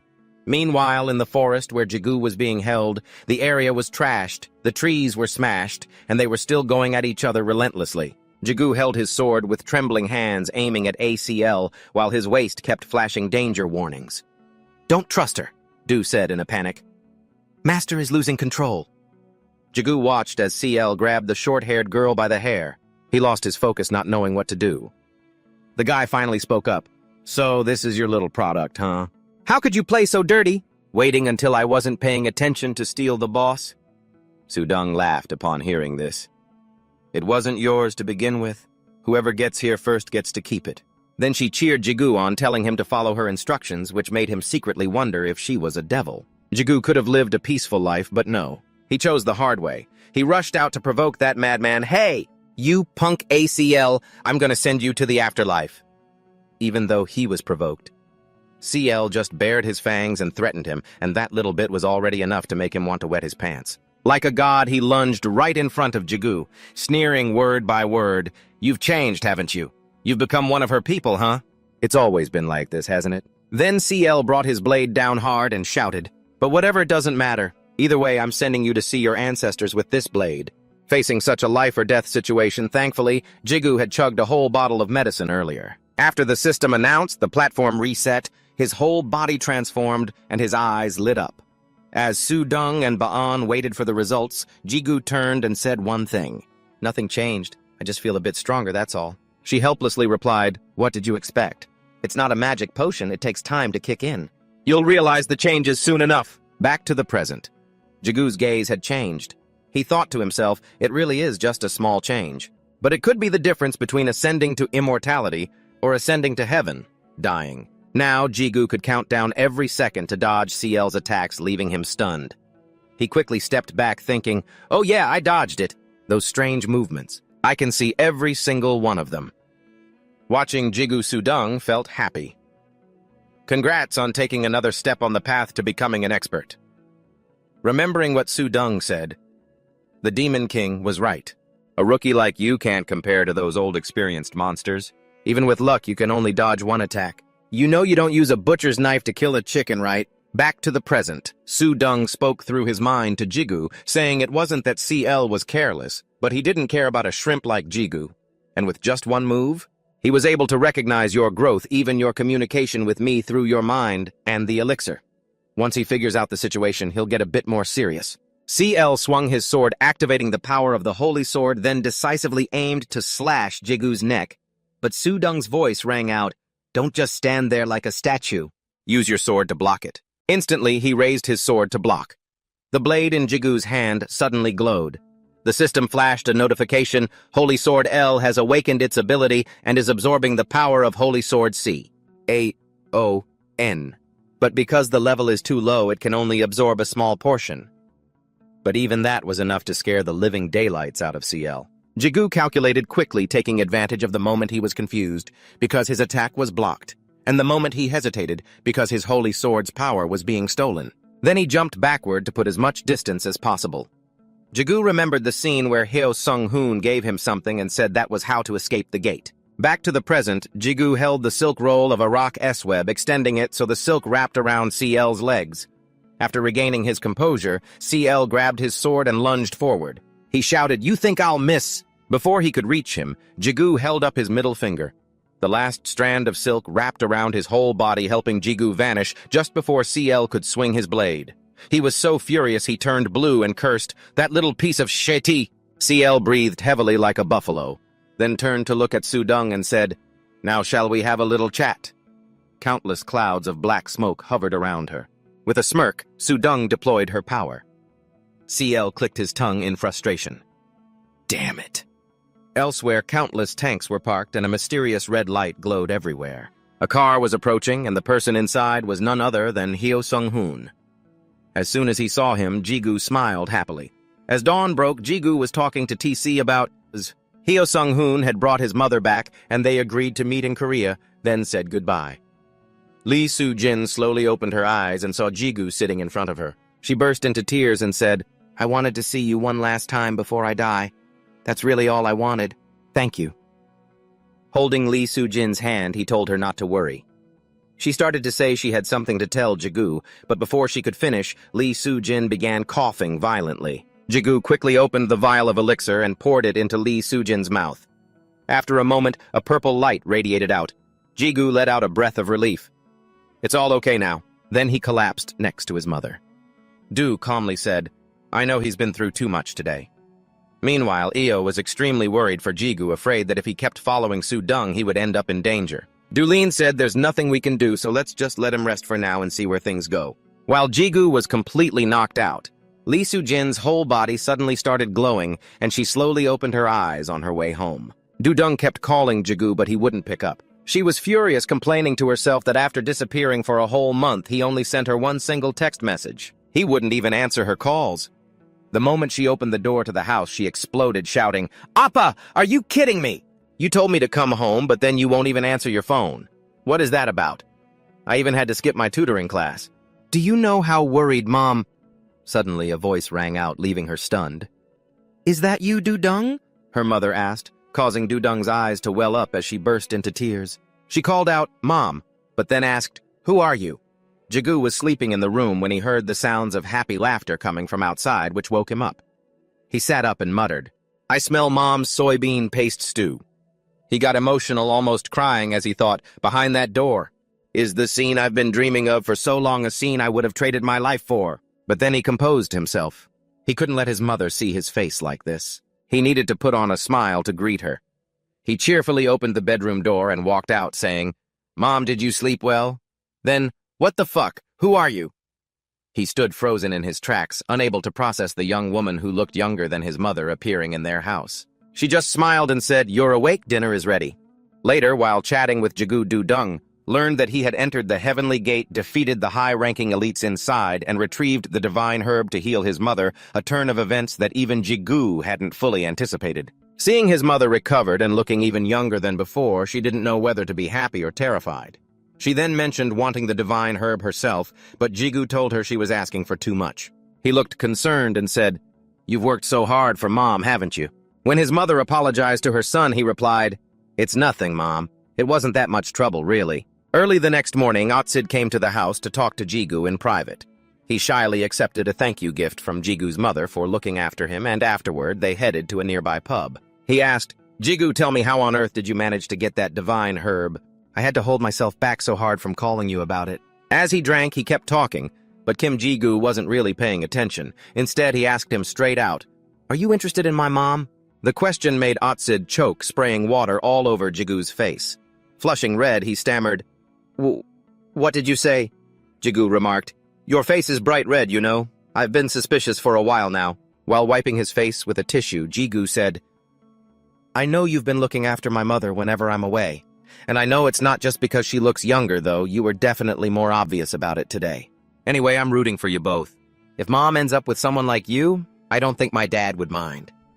Otsid just turned red and stayed silent, then quickly changed the subject. "Let's get back to what we were talking about." Jigu asked him about that matter. "Did you bring the soundproof barrier generator?" Otis replied. "I have it in the car, but what's it for?" Jigu said the story was long and complicated, leaving Otis completely confused.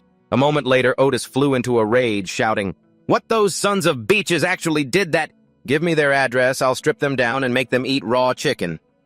Jigu helplessly urged him to calm down. Afterward, he sighed, "Thanks for getting so worked up for me, but there's no need to be this angry. I'll take care of those bastards myself." Then Otsid offered some advice. "Hey, revenge should come from a place of inner peace." He stood up, pointed a meat-laden chopstick at Jigu and said, "Speaking of inner peace, you can't live on an empty stomach, eat your meat." Jigu, having no idea what he was talking about, asked blankly, "What are you talking about?" Jigu brought up the revenge matter again. "I still have another debt to settle. What's the status of the guardian beast on the 4th floor?" Otsid informed him that a C-rank subjugation team had been dispatched just yesterday. There are 37 people in total, and 70% of them are C-rank hunters. That's enough manpower to take down a 30th floor guardian beast. So they should be sending word of their success soon. Jigu replied, "What a shame, I was hoping to blow off some steam and get some exercise." Meanwhile, in a dark, gloomy forest, a man was running for his life, gasping, "I have to report this to the association."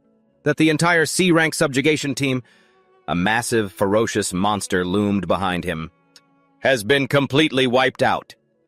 Then only his desperate scream rang out. A voice echoed from his radio. "Our current priority is to check on the condition of you and your mother after consuming the divine herb. This isn't something that can be handled at a regular hospital," he continued. But don't worry, Otsid will help you take care of it. Next is about the gold. I've handed over half the proceeds from the divine herb to Chief O as you requested. He looked at Jigu and smiled. He nearly fainted when he heard the news, but I told him it was your wish, so you wouldn't owe him anything anymore, and he accepted it reluctantly. Let's see after taxes and other odds and ends. There's still about 20 million left. About your plan to move the family to a new house, I've scouted a few places north of the Han River. He looked at Jigu and added, per your family's requirements, I've narrowed down the options, so you just need to make the final decision. Do you have any questions? Jigu was blank for a moment, then said, no, I understand. But why are you the one choosing the house now? We're moving, after all. He took Jigu's phone and said, is that all you wanted to ask? Per Chief Otsid's orders from today on, I will be your personal assistant. I look forward to working with you. He saved his name in Jigu's phone as Hyo Sung-hoon. Jigu thought, is he always like this? That afternoon at the Dongdaemun area, Hyo Sung-hoon helped Jigu carry a few suitcases. He asked, I've prepared everything according to your instructions, but what are you planning to do with this? That's 8 million in cash. Jigu replied, some equipment I bought on credit was destroyed, so I'm paying off my debt and buying some new gear. Hyo Sung-hoon wondered, exactly how much was it? Jigu's answer shocked him. 3.5 million, Jigu thought. That old man is insane for lending me 3.5 million without blinking, but I'm just as crazy for accepting it without a second thought. Looking back, I have no idea what I was thinking, though I did manage to pull it off in the end. As Gwanji Chun was forging a weapon, a child ran in and called out, Grandpa, we have a guest. He wondered, a guest? Hyo Sung-hoon said he'd wait for me upstairs, so I thanked him. Then the manager remarked, it's only been a few months and you don't even recognize me anymore. I greeted him and asked how he was doing. He replied, of course I'm fine. I received the money you sent through the association, though it was a bit short. I scratched my head and apologized, but manager Ji-chun continued, I'm just messing with you. Looking at the letter attached, anyone could tell it was essentially a will. I chuckled. Well, I came to pay the rest of it, didn't I? He laughed and replied, honestly, I didn't think you'd still be alive to come back here. I had already written it off as your funeral money and cleared your debt. If you insist on paying, I'll gladly take it. He looked over my body and asked, so the armor finally died, huh? I told him, yeah, it saved my life. He clasped his hands and sighed. Well, that's what it was made for, so I have no reason to be sad. Still, the life of a piece of armor is pretty tragic. You'll tell me about it, won't you? About its final moments. The next morning, Dujung woke up and saw me and Mom getting ready to head out. She asked where we were going, and I told her I promised to take Mom for a checkup today. She froze, stared at me, and shouted, did you get taller? I was baffled. What? Back in the fitting room, Sung-hoon chimed in, Kim Jigu, I thought you were a model or something. Why aren't you a celebrity? I said shyly, no, stop it. He pressed on, how did you grow 3 centimeters in one night? And you've got a ton of new muscle. That elixir must be the real deal, huh? Can you give me a bottle? I calmly replied, my sister said the exact same thing. I thought to myself, maybe it doesn't look like much, but it's a huge change. Even though I exercised like a madman, my muscles have already hit their limit. I guess this is what resetting the limit means. Suddenly, Du chimed in. Even so, my master is still a weakling. I told her to shut it. A moment later, Sung-hoon announced the test results, starting with endurance. This is comparing you to 25 years ago. He looked back at me with a smirk. You've already broken the world record in the Olympic category. I was confused and asked, why 25 years ago? He put on his coat and continued, what about current standards? I don't really watch the Olympics. Oh, right. Well, Hyo Sung-hoon said, you're about a rank 10. I asked if he was looking for a fight. Then he added, but player Kim Jigu, don't be surprised. I exclaimed, what my mana control and laws? Fish rank if you have the potential of a high ranker, he said with absolute certainty. I looked blankly and said, okay. He then remarked that I was way too calm. I replied, I already told you not to be surprised. Hyo Sung-hoon got annoyed and said, act a little surprised, will you? I said you're a high ranker. I thought helplessly, it's old news anyway. Moments later, Otisid pushed the door open and asked if I was done. I said yes, then asked, what about my mom? He continued, not only is she perfectly healthy, she's actually stronger than the average person. But the truly amazing thing is, even as a civilian, she can now use items. I jumped and shouted, what? Otisid looked at his phone and said, amazing, right? Well, I'll give you the details later. I came to see you about something else. Why haven't you been hunting lately? I replied, hunting. No, I'm taking a break for now. I realized I was still absorbing the power of the CEO. EO apologized to me, but I told her it was fine. Otis had asked when I planned to start again, and I hesitantly said maybe in a week. He thought about it and said, then save that time for next week. I asked why, and he continued, we've lost contact with the C-rank conquest team. We're forming a B-rank team to send out next week. I asked, so you mean? He answered, exactly. The level 4 Guardian hasn't been captured yet, but that's not the main issue. Otisid's face turned serious. It seems that bastard might be hunting players to grow stronger. My expression darkened. B-rank teams usually have at least 30 members with over 60% being B-ranks. But as for me, our protagonist, my rank even after drinking the elixir was completely non-existent. I ran to the general manager's office frustrated. After hearing my complaints, Otisid said, just do the official rank assessment. Now you don't have to worry about not being able to use equipment. Even if your physical attributes might only be ranked as D, if you include your potential, you'll easily reach B rank. At this point, I slumped onto the table exhausted and muttered, but B rank means I have to be over level 100. The problem is I'm only at level 1. I continued, these ranking criteria are crazy. Do you think this is okay, Chung? Isn't it way too vague to just count potential? Otisid immediately replied, we might call it potential, but your mana capacity and how you use it relate directly to combat skills. Just look at those mutants.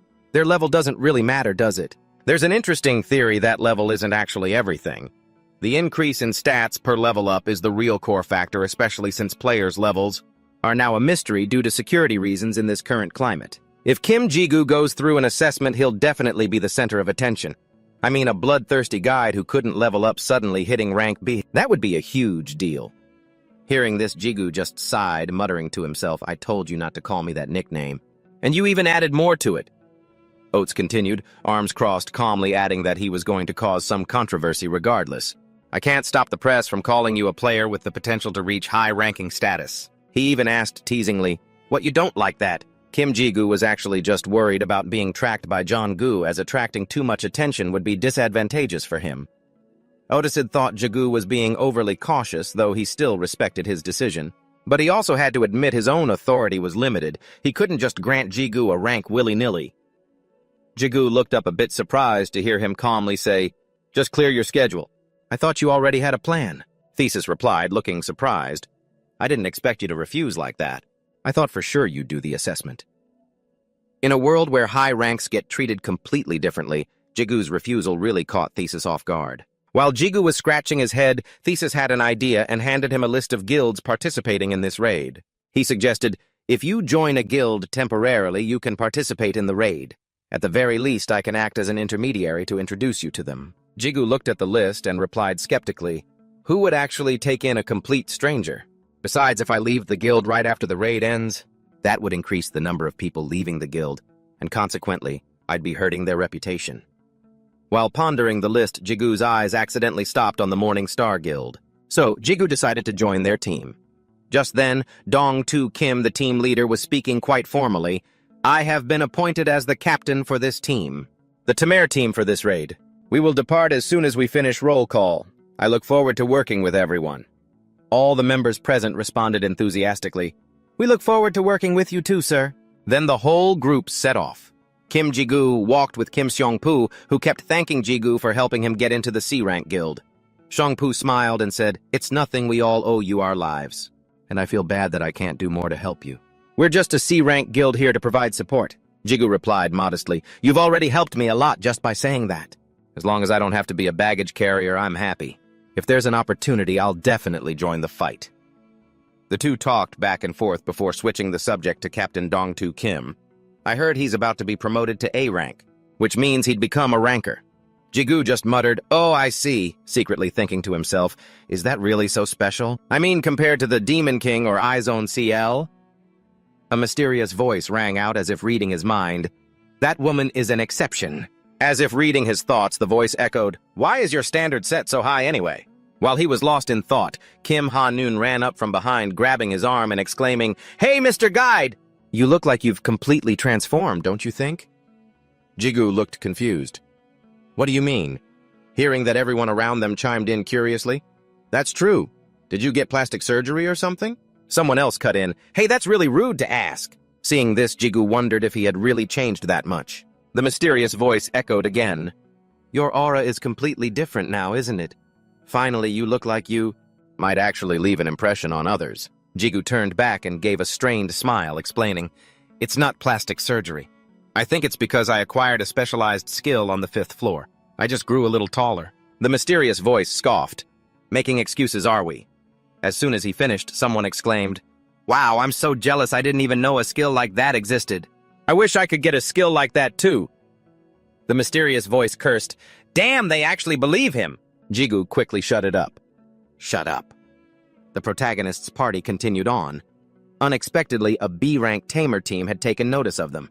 Now, on the 4th floor of the tower Dong 2, Kim ordered, "Search team proceed to hunt down the guardian spirit, everyone else take a rest." The protagonist's group sat down near a tree nearby. "I've been watching for a while, so let me get this straight. Kim Seong-woo is the archer.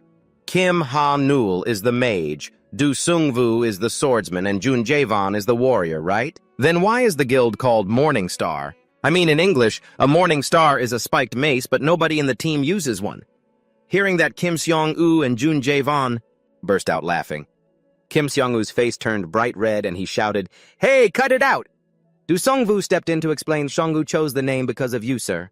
When you left the cave to get help, he said you were glowing so brightly you looked just like a morning star." Seong-woo turned beet red again and yelled, "I said cut it out already?" Jigu replied cheerfully, "Anyway, please just talk to me like normal. I'm not your guide anymore, you know." Seong-woo then asked, "You're the same age as Sung-woo, right? Can I call you Hyung?" Jigu smiled and said, "Of course." As the group was chatting happily, a bunch of tall, intimidating guys swaggered over to start trouble. One said with a sneer, "Wow, times have really changed. I thought you guys came here for a picnic." Jigu looked at Seong-woo and whispered, "Who's that?" He replied, "That's a rank B player named Oh Nam. He belongs to the Shadow Guild and acts as their representative. For this expedition." Jigu asked, "What do they think they're doing?" Seong-woo continued, "Well, you could say they're pretty famous. They're obsessed with power and live by the motto, 'Only the survivors are the adapters.' They also value traditional values and rigid hierarchy above all else. They really pride themselves on loyalty." Then he added bluntly, "To put it simply, they're just a bunch of outdated geezers." The guys continued to provoke them. "Pathetic. I guess that's all a bunch of rank C's are good for, huh?" Javon lost his cool and growled, "What did you just say?" The guy challenged him again. "I asked, did you guys come here for a picnic? Must be pretty proud of yourselves for getting to join a rank B subjugation team, right? You should be the ones on high alert, but instead, you're just lazing around and running your mouths here. At the very least, you should be more useful than the pack mules." The main group was furious, but tried to hold it in. Seeing no reaction, the guy mocked, "Ugh, bunch of losers, let's go." Seeing Jigu with his head hung low, Seong-woo said, "We're so sorry, Hyung." Jigu felt like he was losing control as a mysterious voice echoed in his head, "Master, please calm yourself. Are you planning to commit murder or something? Keep your emotions in check." Jigu couldn't control himself and thought to himself, "What is this? I already knew this was going to be annoying, but I didn't think it would be this bad. Like some kind of trauma side effect, huh?" Suddenly, a voice spoke up, bringing him back to his senses. "What's going on?" Dong Kim said, "It looks like something is in disarray." "Oh, aren't you looking to interrogate me? As the leader of the subjugation team, I need to know the situation." Jigu got an idea and said, "There's a small issue, but because of that, I actually wanted to ask the leader for a favor." Dong Kim looked at him and replied, "What is it?" Jigu braced himself, stood up, pointed at the tall guys and declared clearly, "I want to duel the rank B player Oh Nam. After all, it's better to resolve bad blood between team members before the battle starts, right?" Oh Nam looked surprised. "Huh?" People gathered around and started whispering, "What are they going to fight?" Dong Kim, seeing his confidence, asked, "Is that really okay? The gap between rank C and rank B isn't just about levels." Jigu had already considered this and said, "I know. That's why I want to add one more condition. You know, right? The rank C players of Morning Star are all reserve members, while the rank B players of Joker are the main attack force, correct? But practical combat experience matters way more than levels, doesn't it? So if I win, I want the two teams to swap positions." Jigu looked at Seong-woo and continued, "Sorry for not asking you first, but please trust me just this once." Oh Nam laughed. "Hold on. Who do you think you are to decide that you haven't done anything useful for us? So why should I—" Before he could finish, the main character shouted, 500 million. If I win, you get 500 million. That's not a bad deal, is it?" Oh Nam's cronies turned to him and whispered, "Really, you'd spend that much money just to shut him up? What am I supposed to do, play dumb with everyone watching us? If that's the case, it's a steal. I mean, there's no way I can lose anyway." Dong Tu Kim stood there deep in thought, knowing the match was coming up soon. As the leader, I have to make sure no unnecessary trouble happens. That is, if what I just sensed wasn't just an emotional reaction. I'll prove it right now. After a moment of consideration, he spoke up. Fine. As the leader, I agree.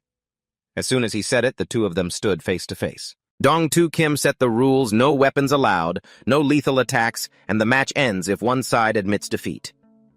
Pooh, standing on the side, was worried, but the main character, Jigu, gave him a nod. It was his way of saying, I've got this. He glanced at Ju to check the distance. Is this distance far enough? Ju replied, that's enough. The connection range will keep expanding to help you develop your abilities. Master, so please be careful, the system warned. Oseok-nam sneered openly as he looked at him. If it ends too quickly, where's the fun in that? All right, bring it on. Jigu stayed cautious. He knew his opponent was a B-rank player, and he likely had plenty of openings. Wait, is that a stance? Looking at his build, he's a typical dealer who relies on raw strength for close combat. Or maybe even though he's B-rank, he's definitely hiding some kind of latent power. But first, I need to close the distance and take the initiative. No need to probe too much. I'll trust in my boosted burst capabilities. Thinking that he lunged forward to attack. Oseok-nam's face didn't even flinch. Is he that confident in his defense, or does he have an instant counter-attack skill, he thought as he charged in. Crap, it's too late to pull back my punch now. When he counters, I have to dodge quickly to prepare for the next strike. Thinking that the protagonist threw his fist straight at him, what shocked him was, he didn't dodge at all. With just one hit, he sent the guy flying 100 meters. Oseok-nam was left lying on the ground, foaming at the mouth. Everyone watching was left speechless. Finally, Dong-tu Kim shouted, "The winner is the player Kim Jigu!" His group rushed over, excited and constantly marveling. Man, since when did you get this strong? What level are you at now? On the other side, Oseok-nam's team ran over to check on their captain. Captain, are you okay? Dong-tu Kim still couldn't believe his eyes. I was just standing there watching, and I couldn't even see the attack clearly. Player Kim Jigu might just become the biggest variable in this raid. Suddenly, a man came running from afar, breathless. Leader, the raid search team has returned. At the same time, in the chairman's office on the 43rd floor, Otis was reporting on the status of the raid. So that means an emergency B-rank raid team has been formed? He flipped through the association's list and said, General Manager, the training room in the basement of the association is a domestic portal. Recently, people from the association's staff hospital, even Secretary Heo Sung-hoon's people have been going there. It seems like we've given outside players too many benefits, haven't we? You should explain this a little bit. Back to the protagonist after the fight, his group began the raid. Facing them was a giant monster that was slowly picking off the players one by one. The profession with the highest mortality rate is player. Even if you don't like it, you have to get used to death. But if the predator doesn't even look like a creature of the same species anymore, it would be hard to get used to that kind of death. Dong-tu Kim lunged in to attack first. He swung his sword with all his might toward the monster. The blade cut through the water. A powerful strike slashed the monster's back, making it angrier. It roared. He shouted, commanding the raid team members, Everyone attack! The captain's strike is the signal, while wounding the guardian with a spell. The strongest of the group members would drive it into a frenzy. Those in the back would step forward, creating an earthen wall in coordination with the shield bearers, all attacking the creature at once. In this way, they would block the guardian's attacks. Everyone would throw the pre-prepared explosive items over the shield wall, while those at a distance would use long-range attacks, a simple but effective strategy. At that point, the beast would be caught in a dilemma, and finally it would be completely eliminated. However, Kim Jigu turned back and warned Seo-poo to be careful. He instructed him not to rush forward, but to stay back and observe the situation. He asked confusedly why he was giving such instructions because, after all, didn't they already take the main position? Before he could finish, Seo-poo skidded to a halt. Suddenly, a terrifying sound erupted, and the ground shook violently amidst a cloud of dust. A dark shadow appeared out of nowhere. Dong-tu Kim felt tense. Kim Jigu knew the biggest problem with this strategy. It was that if it failed, everything would spiral out of control. The result was exactly that. Not only was the beast not destroyed, but it had returned even stronger than before. Dong-tu Kim's sword clashed with the creature's blade, and he was immediately thrown back. His teammates saw him fly away and panicked, shouting his name. Dong-tu Kim groaned in pain. He asked his teammate if he could provide support. The teammate replied yes. Dong-tu Kim asked how long it had been. He estimated about 30 minutes had passed. The teammate replied that it hadn't even been 5 minutes yet. Dong-tu Kim praised Captain Dong-tu Kim for being so amazing for holding out against the monster like that. Over here, Dong-tu Kim was focused on the fight. Once he found an opening, he leaped toward the beast. Dong-tu Kim continued to use his Hydro Slash to attack it. After slashing the monster once, Dong-tu Kim glanced to assess the situation. He frowned, realizing its wounds were healing too fast. Dong-tu Kim immediately alerted his teammates about its regeneration ability. That's exactly why Foz can rival a high-level guardian. He ordered the main squads 1 and 2 to switch positions and the support team to prepare for battle. Everyone followed the orders of Dong-gyu immediately as Xiaoyun turned and called out to Kim Ji-gu. He told Ji-gu that he should also get ready, and Ji-gu replied, "I understand." After that, he just slowly walked toward Foz and Sung-woo. Seeing Ji-gu moving toward Foz, screamed a warning, telling Kim Ji-gu that doing so would be extremely dangerous. Ji-gu acted as if he didn't hear Sung-woo's warning at all. Just as Ji-gu stepped very close to Foz, and its blade was about to sweep past his shoulder, unexpectedly Foz's blade couldn't touch him. He smiled because his theory was correct. He had discovered that all players who quickly finished the tutorial didn't know that Foz's attack patterns were exactly like an ordinary orc's. Ji-gu believed the only difference with Foz was its physique and regeneration ability. Ji-gu suddenly remembered someone once asking him what he intended to do with $8 million in cash. He had replied that he would use it to pay off his debts and buy some new equipment. At this moment, Kim Ji-gu had gradually grasped Foz's attack patterns. He was confident he could defeat it, and Ji-gu deemed this the perfect opportunity. To test the power of his new fused ego, Ji-gu dashed as fast as lightning, catching Foz off guard before it could even see his figure. Ji-gu had slashed its body 3 times in a row. His speed was thanks to Hermes, his level 45 equipment with 30 strength, 89 dexterity, 12 endurance, and 40 mana. Movement speed increased by 15%.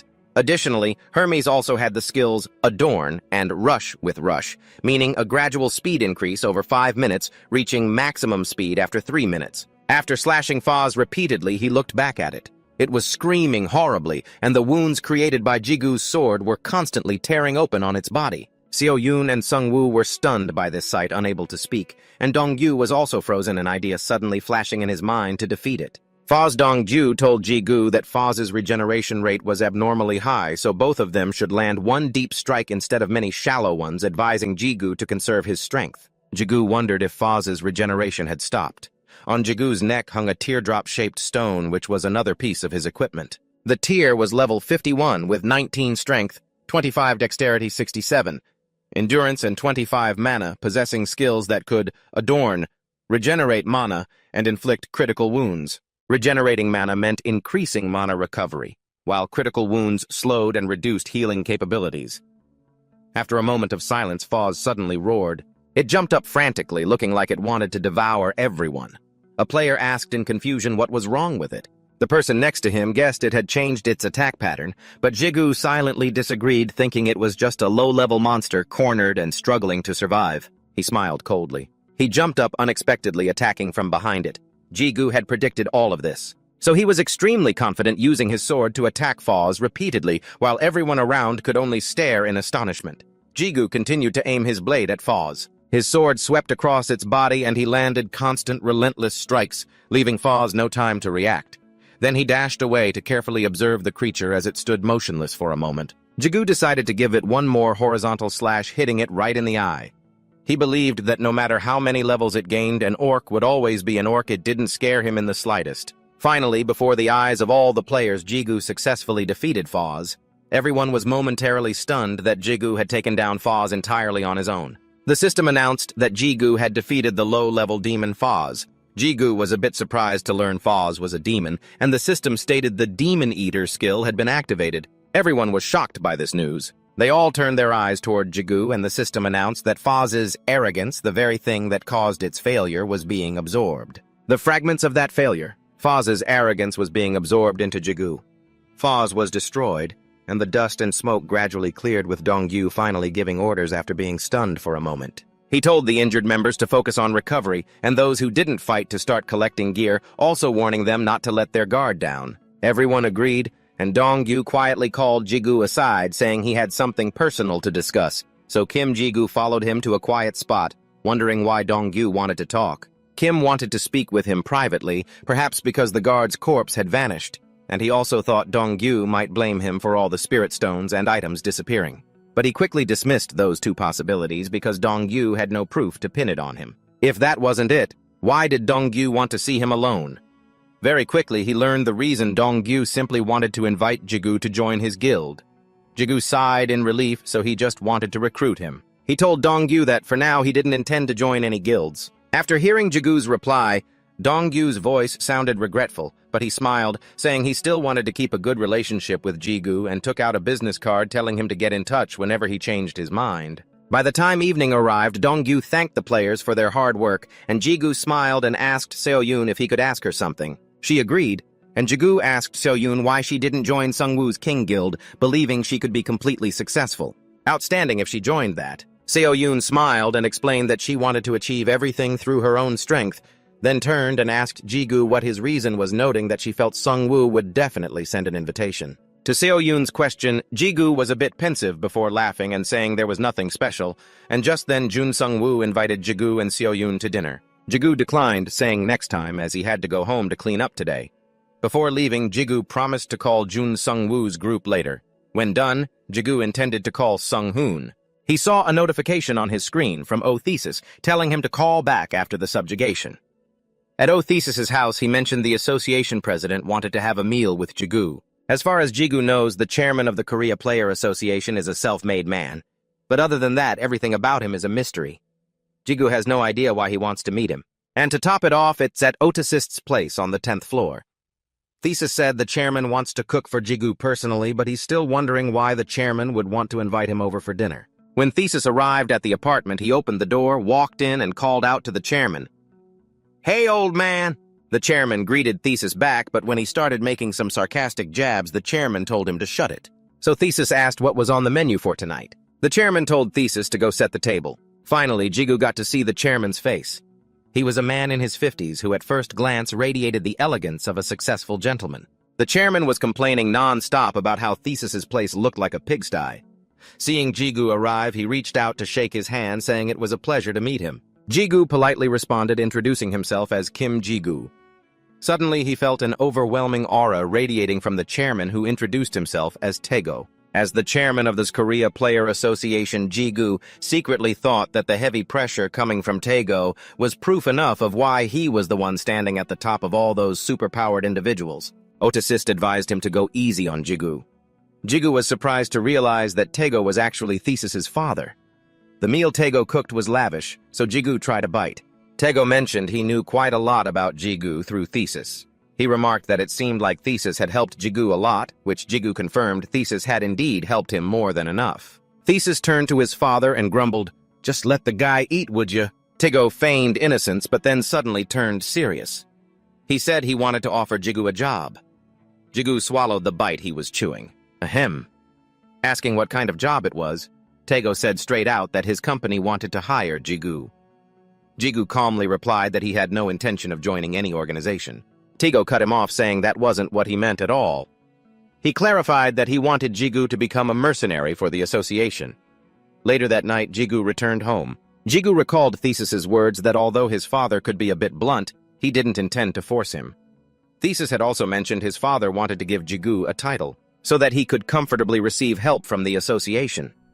Jigu felt that Taego's offer wasn't bad. After all, Thesis had said as much.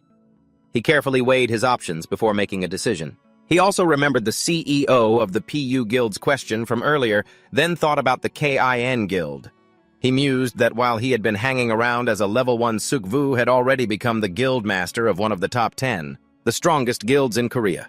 He felt he already owed Sukvu too much. Because of that, he couldn't be a burden to him any longer. He wanted to stand on equal footing. Jigu promised to meet Sukvu in the tower, in another development deep in a forest. An explosion occurred. A player in a mage outfit felt annoyed that the prey had slipped away. A player in iron armor told him to leave it to him to finish it off. The mage player warned that the target was coming. It was a saber-toothed tiger. It charged toward the armored player, who swung his sword in a wide arc to strike it down. Seeing the prey was dead, the mage player asked if they should keep going. The armored player suggested hunting 2 more. Suddenly, they both felt the surroundings growing colder. The mage player remembered that the 26th floor had a climate that was supposed to be hot. The two stopped at the bottom of a hill. Suddenly, the mage player shouted in front of him were prey that had been frozen solid. And not just that, the entire surrounding area was buried in ice and snow. Someone called out, "Guildmaster." He turned to Sukvu to report that they couldn't find the prey he was looking to hunt. Hearing that, Sukvu stood up and told everyone to keep moving. At the MC hall, they were announcing a player of the week from last weekend. The Angela Guild announced they would clear the 81st floor. This caused a global sensation. The Guildmaster of Angela, a candidate for the world's #1 player Sel Nioli, as well as player Yubisin, players who had just appeared on the rankings this past March. They had somewhat proven that Korea seemed to be a nation with powerful players. That was also the reason they had prepared a special event for the high-ranking players. First, the appearance of the living legend, Asura. Even among high-ranking players, the original 5 players, also known as the 5 players, known as the forefathers of all other high-ranking players, didn't know much about Asura either. Kim Ji-gu asked the person in front of him, "I don't know anything about that person, not even his nationality, his age or his gender." "Actually, the chairman of the Korea Player Association," the guy replied, "is your grandfather too." Facing Ji-gu, Otisist confirmed the information. Ji-gu exclaimed that he was truly born with a silver spoon in his mouth. Otisist asked Ji-gu not to tell anyone because it was classified information, then handed him a ring and told Ji-gu to take it. Ji-gu panicked, thinking Otisist wanted to propose to him only to be called an idiot by him. Otisist explained it was an ID item for mercenaries, which would give Ji-gu the same rights as a director. Otisist also had Sung-hoon follow him as his secretary. Otisist gave Ji-gu benefits like a high-level player regarding things related to the tower or clearing gates. And every time a mission was completed, Ji-gu would receive a reward. The association could buy back items Ji-gu earned during missions without any discounts. Plus, he could turn down any mission he wanted. Ji-gu exclaimed, "That's incredible!" In New York at the I-Zone Guild headquarters, Jojo went to the Guildmaster's office to meet I-Zone CL. As soon as he greeted the Guildmaster, Jojo started coughing like a chicken. I-Zone asked him what was wrong, but Jojo didn't answer the question. Instead, he pleaded desperately to go to Korea. I-Zone agreed right away and said he would open a branch in Korea. And he would make Jojo the director so he could do whatever he wanted, even get his revenge. He also granted him number 9. Hearing number 9, Jojo immediately understood it was the number 9 sword. He hissed his thanks to I-Zone, but little did he know he was just a stepping stone for I-Zone's revenge. Kim Ji-gu was being driven away by Sung-hoon. In the car, he was lost in thought about the holy sword. It had become significantly stronger since absorbing Kalyon, but Ji-gu didn't know how to wield it yet. He asked L, but even though L had awakened his power, "Since your memories are still incomplete, you have no idea why Ji-gu is asking you again. You said you still don't know how to use the ego fragment we got from Chunky's ego. But you've already absorbed Fariz's ego. How do you feel?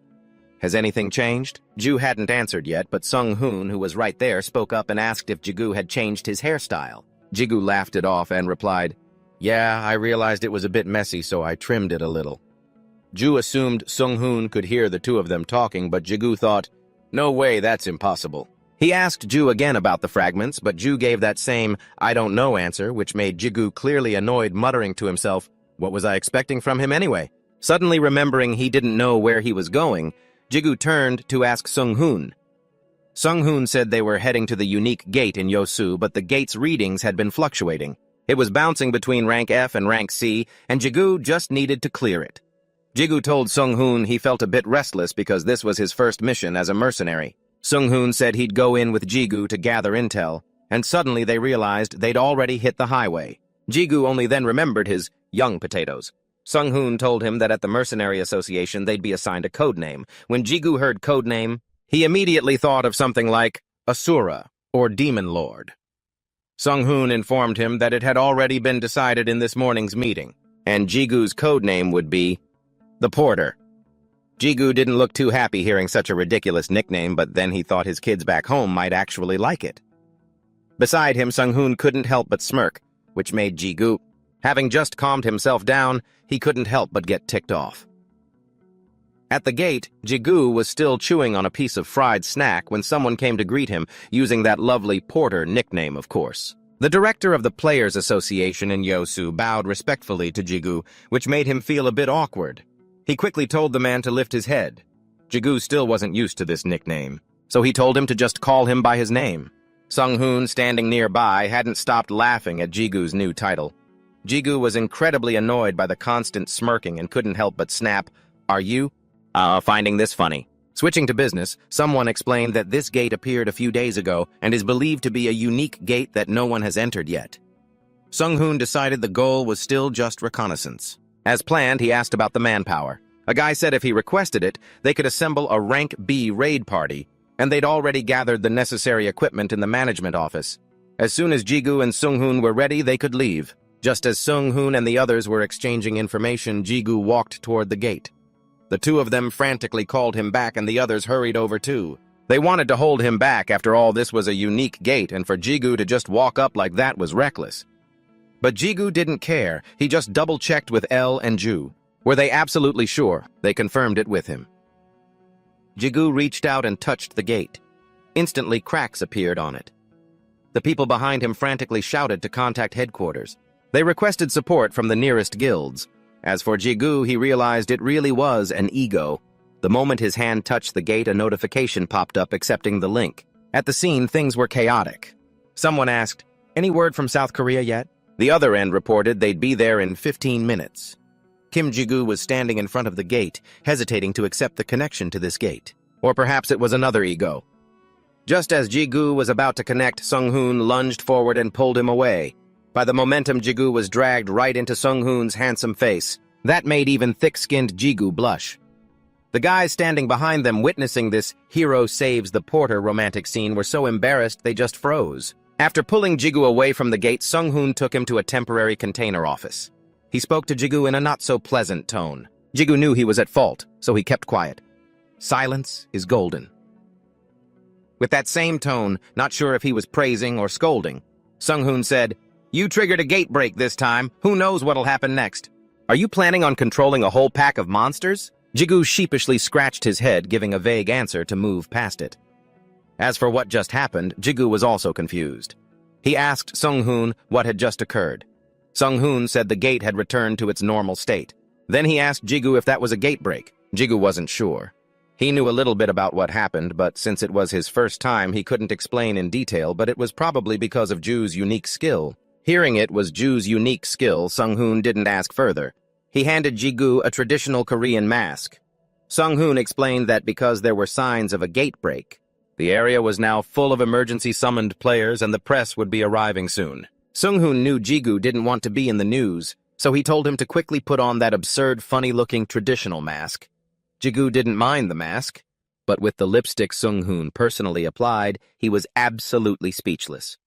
After an hour of discussion, they decided to let Jigu enter the gate alone. Although there were a few objections, the association handled it. It really shows that the association is the best and mercenaries are the best. Sung-hoon worriedly asked Jigu if he was sure about going in alone. But Jigu was very confident. It was related to his unique ability anyway. He asked Sung-hoon to have everyone wait outside the gate as a precaution. After that, Jigu accepted the link with the gate. He vanished into the gate. Under the full moon, the space was eerily quiet. Kim Jigu had entered the gate alone. Suddenly, he heard a notification, "Checking your worthiness." Kim Jigu didn't understand what worthiness meant here. He remembered before with L and Ju he only had to give a name, but maybe this gate was different. Ju spoke up, feeling insulted, thinking Jigu was making them look cheap. Jigu took off the mask and asked L and Ju, "Is it true that I just need to clear it?" Du isn't sure either, but it agrees with the plan to just wipe everything out first and see what happens. The night space is gloomy and cold, and a lone figure makes Jigu shiver in fear. Io says it can feel a damp, dreary, magical aura, while Du seems quite pleased with this place. Jigu goes to search for the center of the strongest magical energy, but suddenly Du speaks up, telling Jigu it doesn't think they need to do that. Just then, something appears to be heading toward Jigu from ahead, an army of skeletons. Suddenly, Jigu spots a headless knight among the bone soldiers. This is his first time seeing a real-deal headless knight, but he feels like dropping a mini-boss right at the entrance is a bit overkill, a bit too much. Immediately, Jigu enters combat mode, calling for Du and Io to boost his speed. Jigu streaks through the skeleton mob, heading toward the headless knight like a bolt of lightning. He says that usually in a situation like this, people tend to behead the leader first. Du quickly speaks up, saying, "It doesn't even have a head." The moment Jigu swings his sword, the headless knight swings its spear too. Blocking the strike, Jigu eventually finishes off the skeleton army and the headless knight. Standing in the silent graveyard, Du feels like something is very strange. Jigu doesn't quite get it and asks what it means.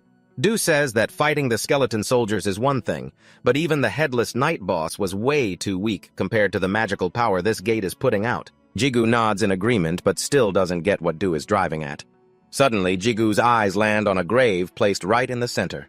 He approaches the tomb and looks at the mark on it. Jigu guesses the real boss will come out of here. Du anxiously calls out for Jigu to be careful. There must be a reason why the headless knight from before was so weak. Suddenly, a strange blue light emanates from the grave. Seeing this, Jigu immediately draws his sword and gets into a combat stance.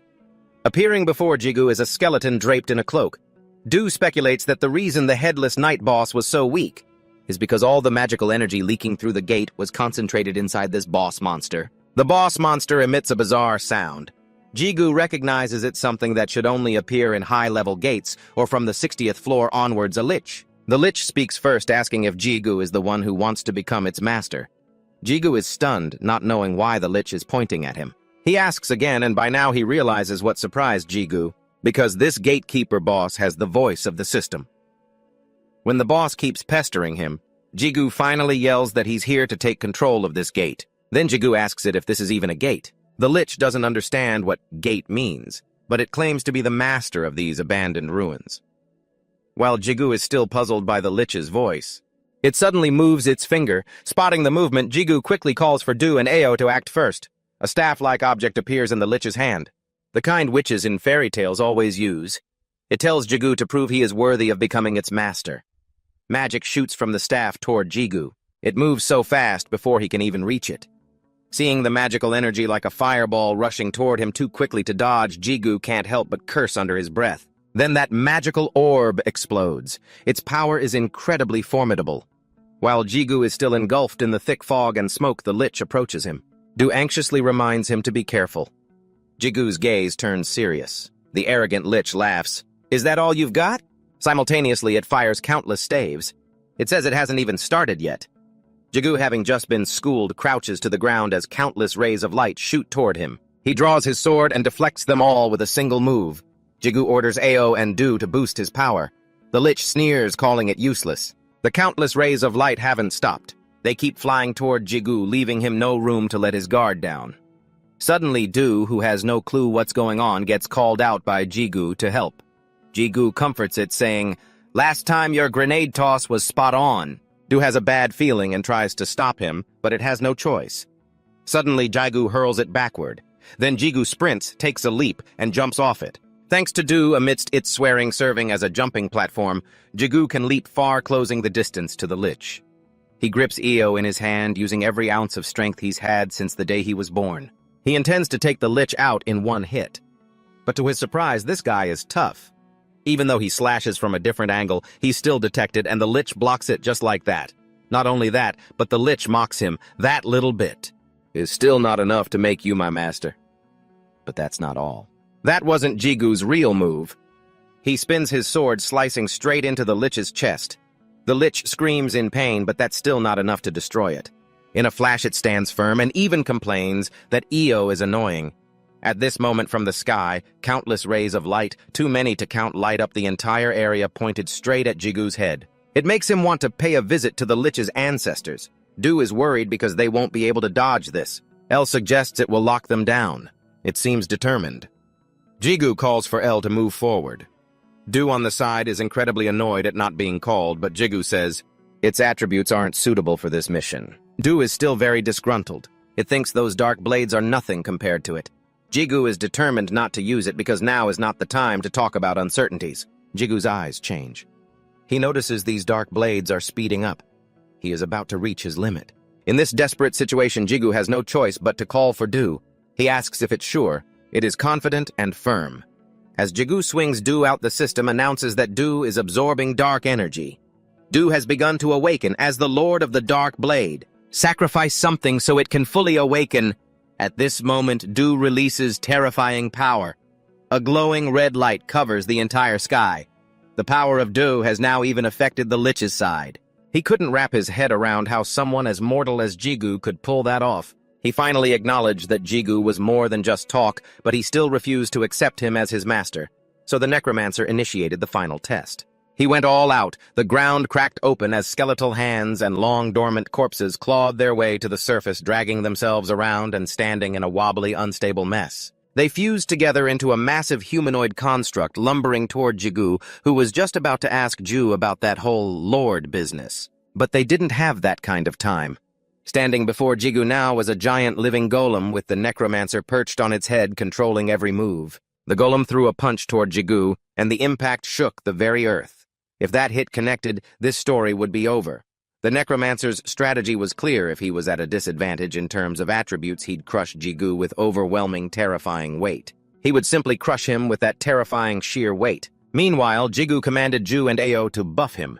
And with that surge of power, Jigu leaped over the golem, flying straight at the necromancer, arrogantly asking, "Is this enough to prove my worth?" As Ju and Io sliced through the creature's bony frame, the necromancer finally conceded, accepting Jigu as his master, while the system announced that the gate had successfully linked. The system prompted Jigu to name the gate, but he was lost in thought, wondering what kind of name would fit. Something that sounds cool and absolutely legendary. Just as he was mulling it over, he noticed something weird about Ju. Ju was laughing like he'd just had a hit of something, cockily telling Jigu that what they just saw was his real power. There was no way he was going to just stand by and watch that holy sword take the spotlight, meaning Ao was stronger than him. This petty rivalry had Jigu worried, wondering what had gotten into him. Jigu called out to him repeatedly, asking if he was going a bit too far. What's wrong with him? Ju seemed to snap out of it, confused about what he'd just done. Just then Io chimed in, saying Ju was just confused, but when Jigu asked what that meant, Io was cut off by Ju before he could explain. Ju claimed he had a bit of a headache and needed a rest, and Jigu agreed. Even though he still had plenty of questions, he figured he'd save them for later. After that, Jigu thought about the name for the new gate, and suddenly remembering Brandon, who was fading away, he made his decision. The gate would be named Donhet. Outside, after confirming a gate break was imminent, the association sent agents to help evacuate the civilians to the designated shelters, while 2 agents stood guard. "It's been a while since we've had a gate break, hasn't it?" they chatted. "What rank is this one? I heard it's somewhere between F and C. A unique gate. This is giving me a massive headache." Otis arrived at the scene and immediately pressed Sunghun for the contingency plan. Sunghun replied that he had already notified the nearby guilds. "The White Guild members are on their way," he added. And when asked about the evacuation, Sunghun assured him it was going smoothly with no issues likely to be finished in 30 minutes. But Otis felt that was too slow and demanded it be done in 10 when the boss gives an order. A corporate drone like Sunghun has no choice but to agree. Sunghun then mentioned that the press wasn't being very cooperative. "Some of them are a real pain," Sunghun said, but Otis, having lost his patience, told him to ignore them. If they wanted to go meet their ancestors, that was their problem. Otis was worried about something else. The gate break itself wasn't the main problem with the current forces, including himself. They were more than covered. But if a full-blown gate break actually happened, it meant something terrible had happened to Jigu. Just then, a crack appeared on the gate. The very thing Otis dreaded had happened, and despite his worry and the deep guilt he felt toward Kim Jigu, he had to pick up his weapon and fight. Sunghun noticed Otis's strange expression. He called out but received no response as Otis seemed to lose his mind, charging toward the gate, muttering that he would avenge Jigu with his own 2 hands. He screamed Kim Jigu's name, but suddenly a foot appeared and a voice answered. Kim Jigu appeared safely right in front of him, causing Otis to lose his momentum. When he realized Jigu was standing there in one piece, not missing a limb, Otis couldn't help but curse under his breath before landing hard on the ground in pain. Kim Jigu stood there awkwardly scratching his cheek, confused by the sea of people and unsure of what was going on. Suddenly, a flash of light blinded him as a mob of reporters swarmed Jigu, looking exactly like the swarm of skeletal soldiers from inside the gate. They were snapping pictures and demanding to see his face because he was a special case who had cleared a gate right before it broke, and the constant barrage of interview requests was scaring the hell out of Jigu. Back home, Mr. Tego served dinner and asked about that ego thing, wondering if that was why he was getting so strong so fast. Sunghun felt uneasy, wondering if he should be hearing this. After all, a unique attribute isn't just some random skill, is it? Otis comforted him, saying he brought Sunghun along because he trusted him, otherwise he wouldn't have made him his secretary in the first place. Right. Otis turned to ask Jigu what happened after he connected to the gate. Jigu said since it was his first time, he wasn't entirely sure, but Donhet told him that it was balancing everything out and wasn't responding, so he thought something had happened once the gate closed. Otis asked about Ju not responding, and Jigu guessed that maybe it was just pushing past its limits. Jigu explained that even though Ju was quiet, He could still use his abilities, so it should be fine. Mr. Tego sighed, noting that if Jigu's ability to possess gates were ever exposed to the outside world, the whole world is going to lose its mind. The old man reassured him. Don't worry about the reporters. The association has already smoothed things over. The press won't find out about this. Hearing that, Jigu thanked the old man. Just then, Jigu's phone rang. He excused himself to answer it. The person on the other end asked if the person on the TV was Jigu, right? The person on the phone had recognized him by his familiar ring and necklace, but they didn't forget to mock his ridiculous mask. Back at the dining table, Thesis asked Gu and Sung-hoon if they had both received calls from the association as well. At the same time, everyone saw the news article with the headline, "A mysterious hero stops a gate break elsewhere." Su-dung also read the news. Bon appeared behind her to check in, noticing she seemed to be in a good mood. Su-dung gave a beautiful but dangerous smile, saying she had taught her student, the masked reporter, quite well. Most of these reporters are retired players who gather information about the tower, the gates, and the players. Jigu and Thesis were washing dishes together. Thesis felt guilty for not being able to stop the pack of reporters. Jigu understood it wasn't his fault. Thesis felt unlucky, suspecting that a troublemaker had infiltrated the press pack. Jigu didn't understand who the troublemaker was. Thesis explained that it was a retired runner named Hyung Jong-go who held a fairly high rank among runners. Thesis warned Jigu not to get tangled up with him and to be careful if he ever ran into him. Jigu agreed. At the Dongmoon Gate shop, senior manager Kwan said that Jigu was now interested in collecting items, a bad habit as the ego was selfish and power-hungry. Jigu sighed, guessing that Ju would have said the same thing if it were awake. Without Ju's constant noise, Jigu felt quite empty. Elle apologized because it couldn't chat with Jigu, like that loudmouth could. Senior manager Kwan saw Jigu muttering to himself and asked what was wrong. Jigu replied awkwardly. The senior told Jigu he had seen him on the news and that he was pretty famous now. He said he recognized the tear and the helmet and teased Jigu by asking if he needed to pay him an advertising fee. Jigu said that was exactly why he had come. Senior manager Kwan was startled, thinking he was actually going to demand an advertising fee. Jigu said that since things had turned out this way, he didn't think he should stand out anymore. He needed something to help hide his identity. The senior understood that he was looking for a mask. He didn't forget to bash the mask for being so ugly it was offensive, but he didn't have anything like a mask in his shop. Jigu said he wasn't looking for a mask. He explained that the ugly mask wasn't something he had bought. The senior asked what he was looking for.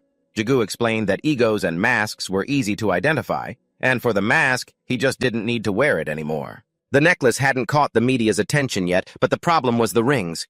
He couldn't be without them, so he was looking for a way to hide them. The senior's tone wasn't very happy.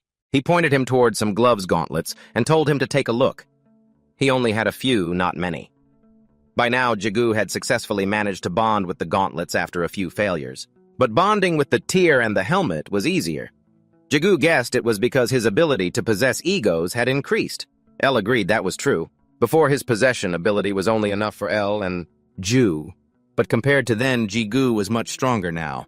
Elle quickly corrected itself, saying it didn't mean to imply he was weak back then, but perhaps the egos at the time didn't like the names Jigu had given them. Jigu understood and told Elle not to comfort him. Jigu thought he shouldn't choose any gauntlets with flashy designs. Finally, he picked one up.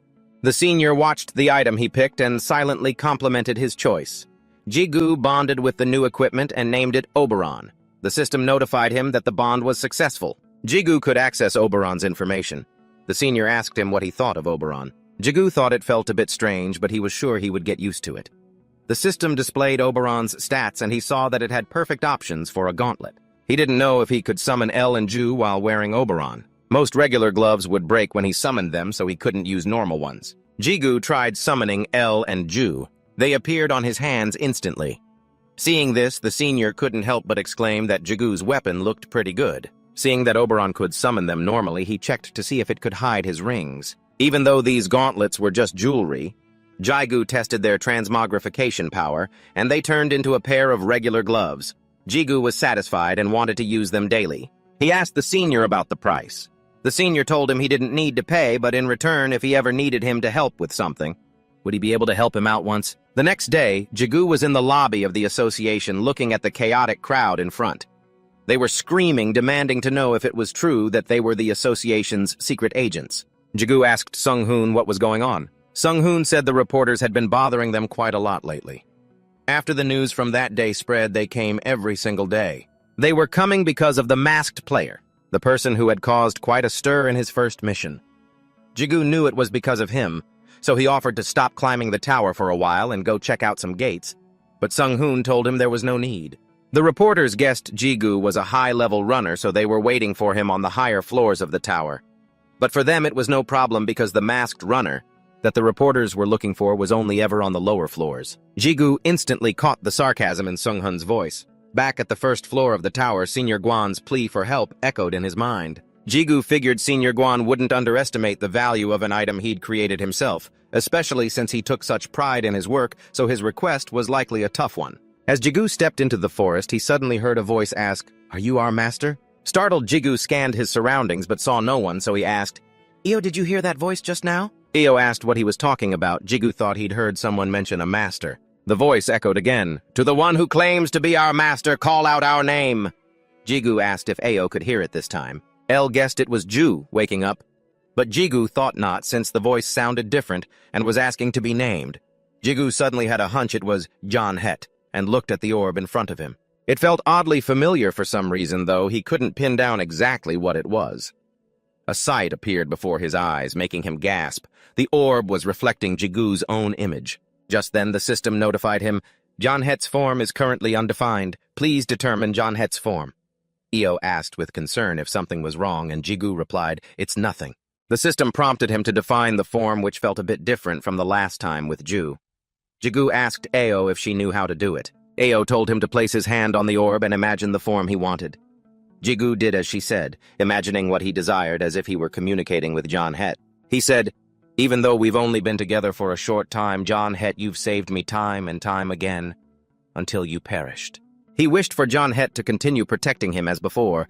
Jigu wanted John Het by his side to keep him safe. A beam of light flew toward Jigu and transformed into a small button. It looked like Iron Man's activation switch. A cheerful voice rang in Jigu's ear. "Master, I am so happy we can be together again, Master." Jigu noted the phrase, "be together again." He guessed it was indeed John Het. The system notified him, "John Het's ego has inherited its memories." Jigu wondered if this inherited memory was truly the same John Het he knew. John Het happily told him that it was indeed the same John Het, and it was overjoyed to be reunited. Jigu also seemed genuinely happy, quite different from the image he had originally imagined. He had thought it would be more like a silent, stoic knight protecting him, but its voice sounded surprisingly childish. Jigu signaled for it to merge. Io introduced herself to John Het. It remembered her and was also delighted to see her. Jigu realized John Het was merging with him. It wasn't an accessory like El or Ju. This was the result of applying his wish to John Het, inheriting the memories of that name. It also had the original Reflect skill, along with new abilities John Het gained when it functioned as a gate. After checking John Het's status board, Jigu couldn't stop praising it, so he wanted to test its capabilities. Jigu had spent a week climbing the tower while focusing on understanding the states of each ego. Even with the original John Het, the new Open/Close skill allowed him to open and close a gate. Although it was Jigu's skill, he still couldn't truly step inside, and the monsters within didn't listen to his commands either. Even so, Jigu found the skill incredibly useful because he could trigger a gate outbreak if he wanted to, provided he could fully master the ability. If he could pull that off, Jigu's power would likely surpass anyone else's. Next were Absorb and Dominate skills related to John Het's growth process. Absorb allowed John Het to grow by consuming other gates, and Dominate allowed it to absorb a lower rank gate and take control of it. Reading the description, Jigu understood the basics. John Het told him it only worked on gates he already owned, so it seemed this skill had its limits. Jigu wanted to try it immediately, but perhaps that was a task for later. First, Jigu needed to deal with this massive thing in front of him, the 28th floor guardian, the Great Tiger Swordmaster. Jigu remarked that for the past week he'd only hunted weak monsters, so he wanted a challenge. Jigu gave the order to boost his physical strength and lunged toward the Great Tiger with a single strike. Jigu smirked, saying this is just enough to warm up. Afterward, he saw the Great Tiger's claws get slashed twice, drawing enough blood to fill a bucket. The beast howled in pain. Jigu just sneered as the tiger, enraged, swung its claws at him. He quickly leapt away and dodged it. It lived up to its name, the Great Tiger. It moved agilely, lunging at Jigu and swinging wildly. Jigu, unafraid, countered every strike. When the tiger couldn't take it anymore and tried to corner Jigu to finish him off, Jigu smiled cunningly. He commanded, "Reflect," and light bathed the area. Jigu noted these guardians were quite large, but once he got used to the size, fighting them became easier. He complimented Yanhet's reflect skill for its great utility, and Yanhet was delighted to be praised. After praising it, Jigu promised to feed it soon. The system notified him, "Ju is absorbing the great tiger." The guardian only dropped a single rank 6 crystal. It didn't drop any equipment, which disappointed Jigu, though he thought selling its carcass would still fetch a decent price. He worried about how the association would handle this if he returned to base, and reported it, but Jigu needed to keep his promise. He gave the command to open and tossed the rank 6 crystal into the portal that appeared. Jigu learned something new about Yanhet's abilities. This past week, the system notified him, "Gate received a skill. Monsters inside the gate have been empowered. The crystal can help Yanhet grow by absorbing them." Jigu had discovered Yanhet's potential and familiarized himself with his combination of strength and speed boosts. Even though Ju hadn't woken up yet, its power remained intact. Meanwhile, Io was leveling up steadily. Jigu wondered if he should go straight to the 30th floor. No, he'd decide once he reached the 29th.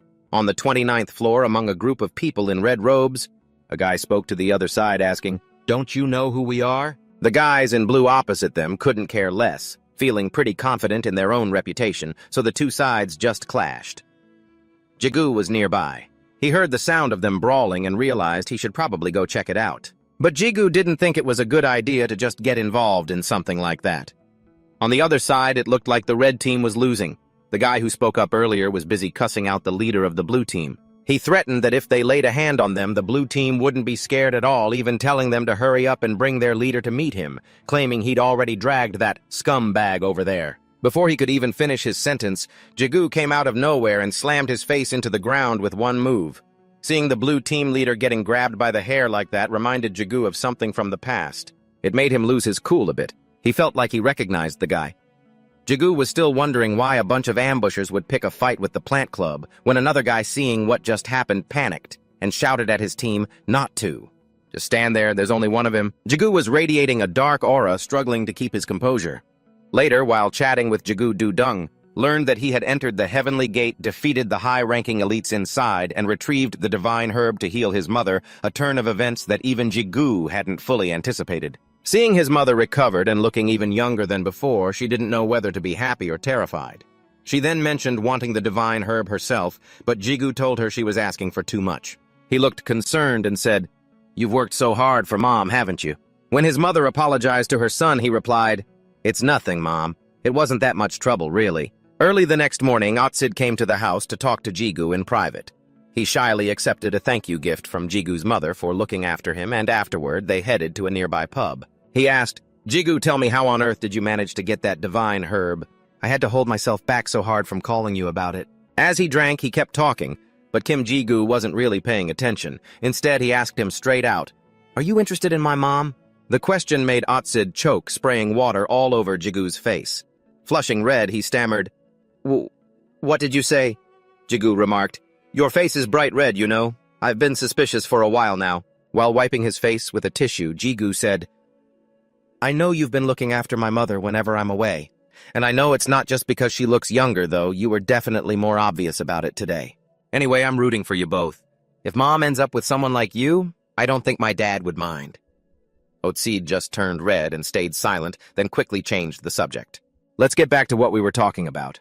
Jigu asked him about that matter. "Did you bring the soundproof barrier generator?" Otis replied. "I have it in the car, but what's it for?" Jigu said the story was long and complicated, leaving Otis completely confused. A moment later, Otis flew into a rage, shouting, "What those sons of beaches actually did that? Give me their address, I'll strip them down and make them eat raw chicken." Jigu helplessly urged him to calm down. Afterward, he sighed. "Thanks for getting so worked up for me, but there's no need to be this angry. I'll take care of those bastards myself."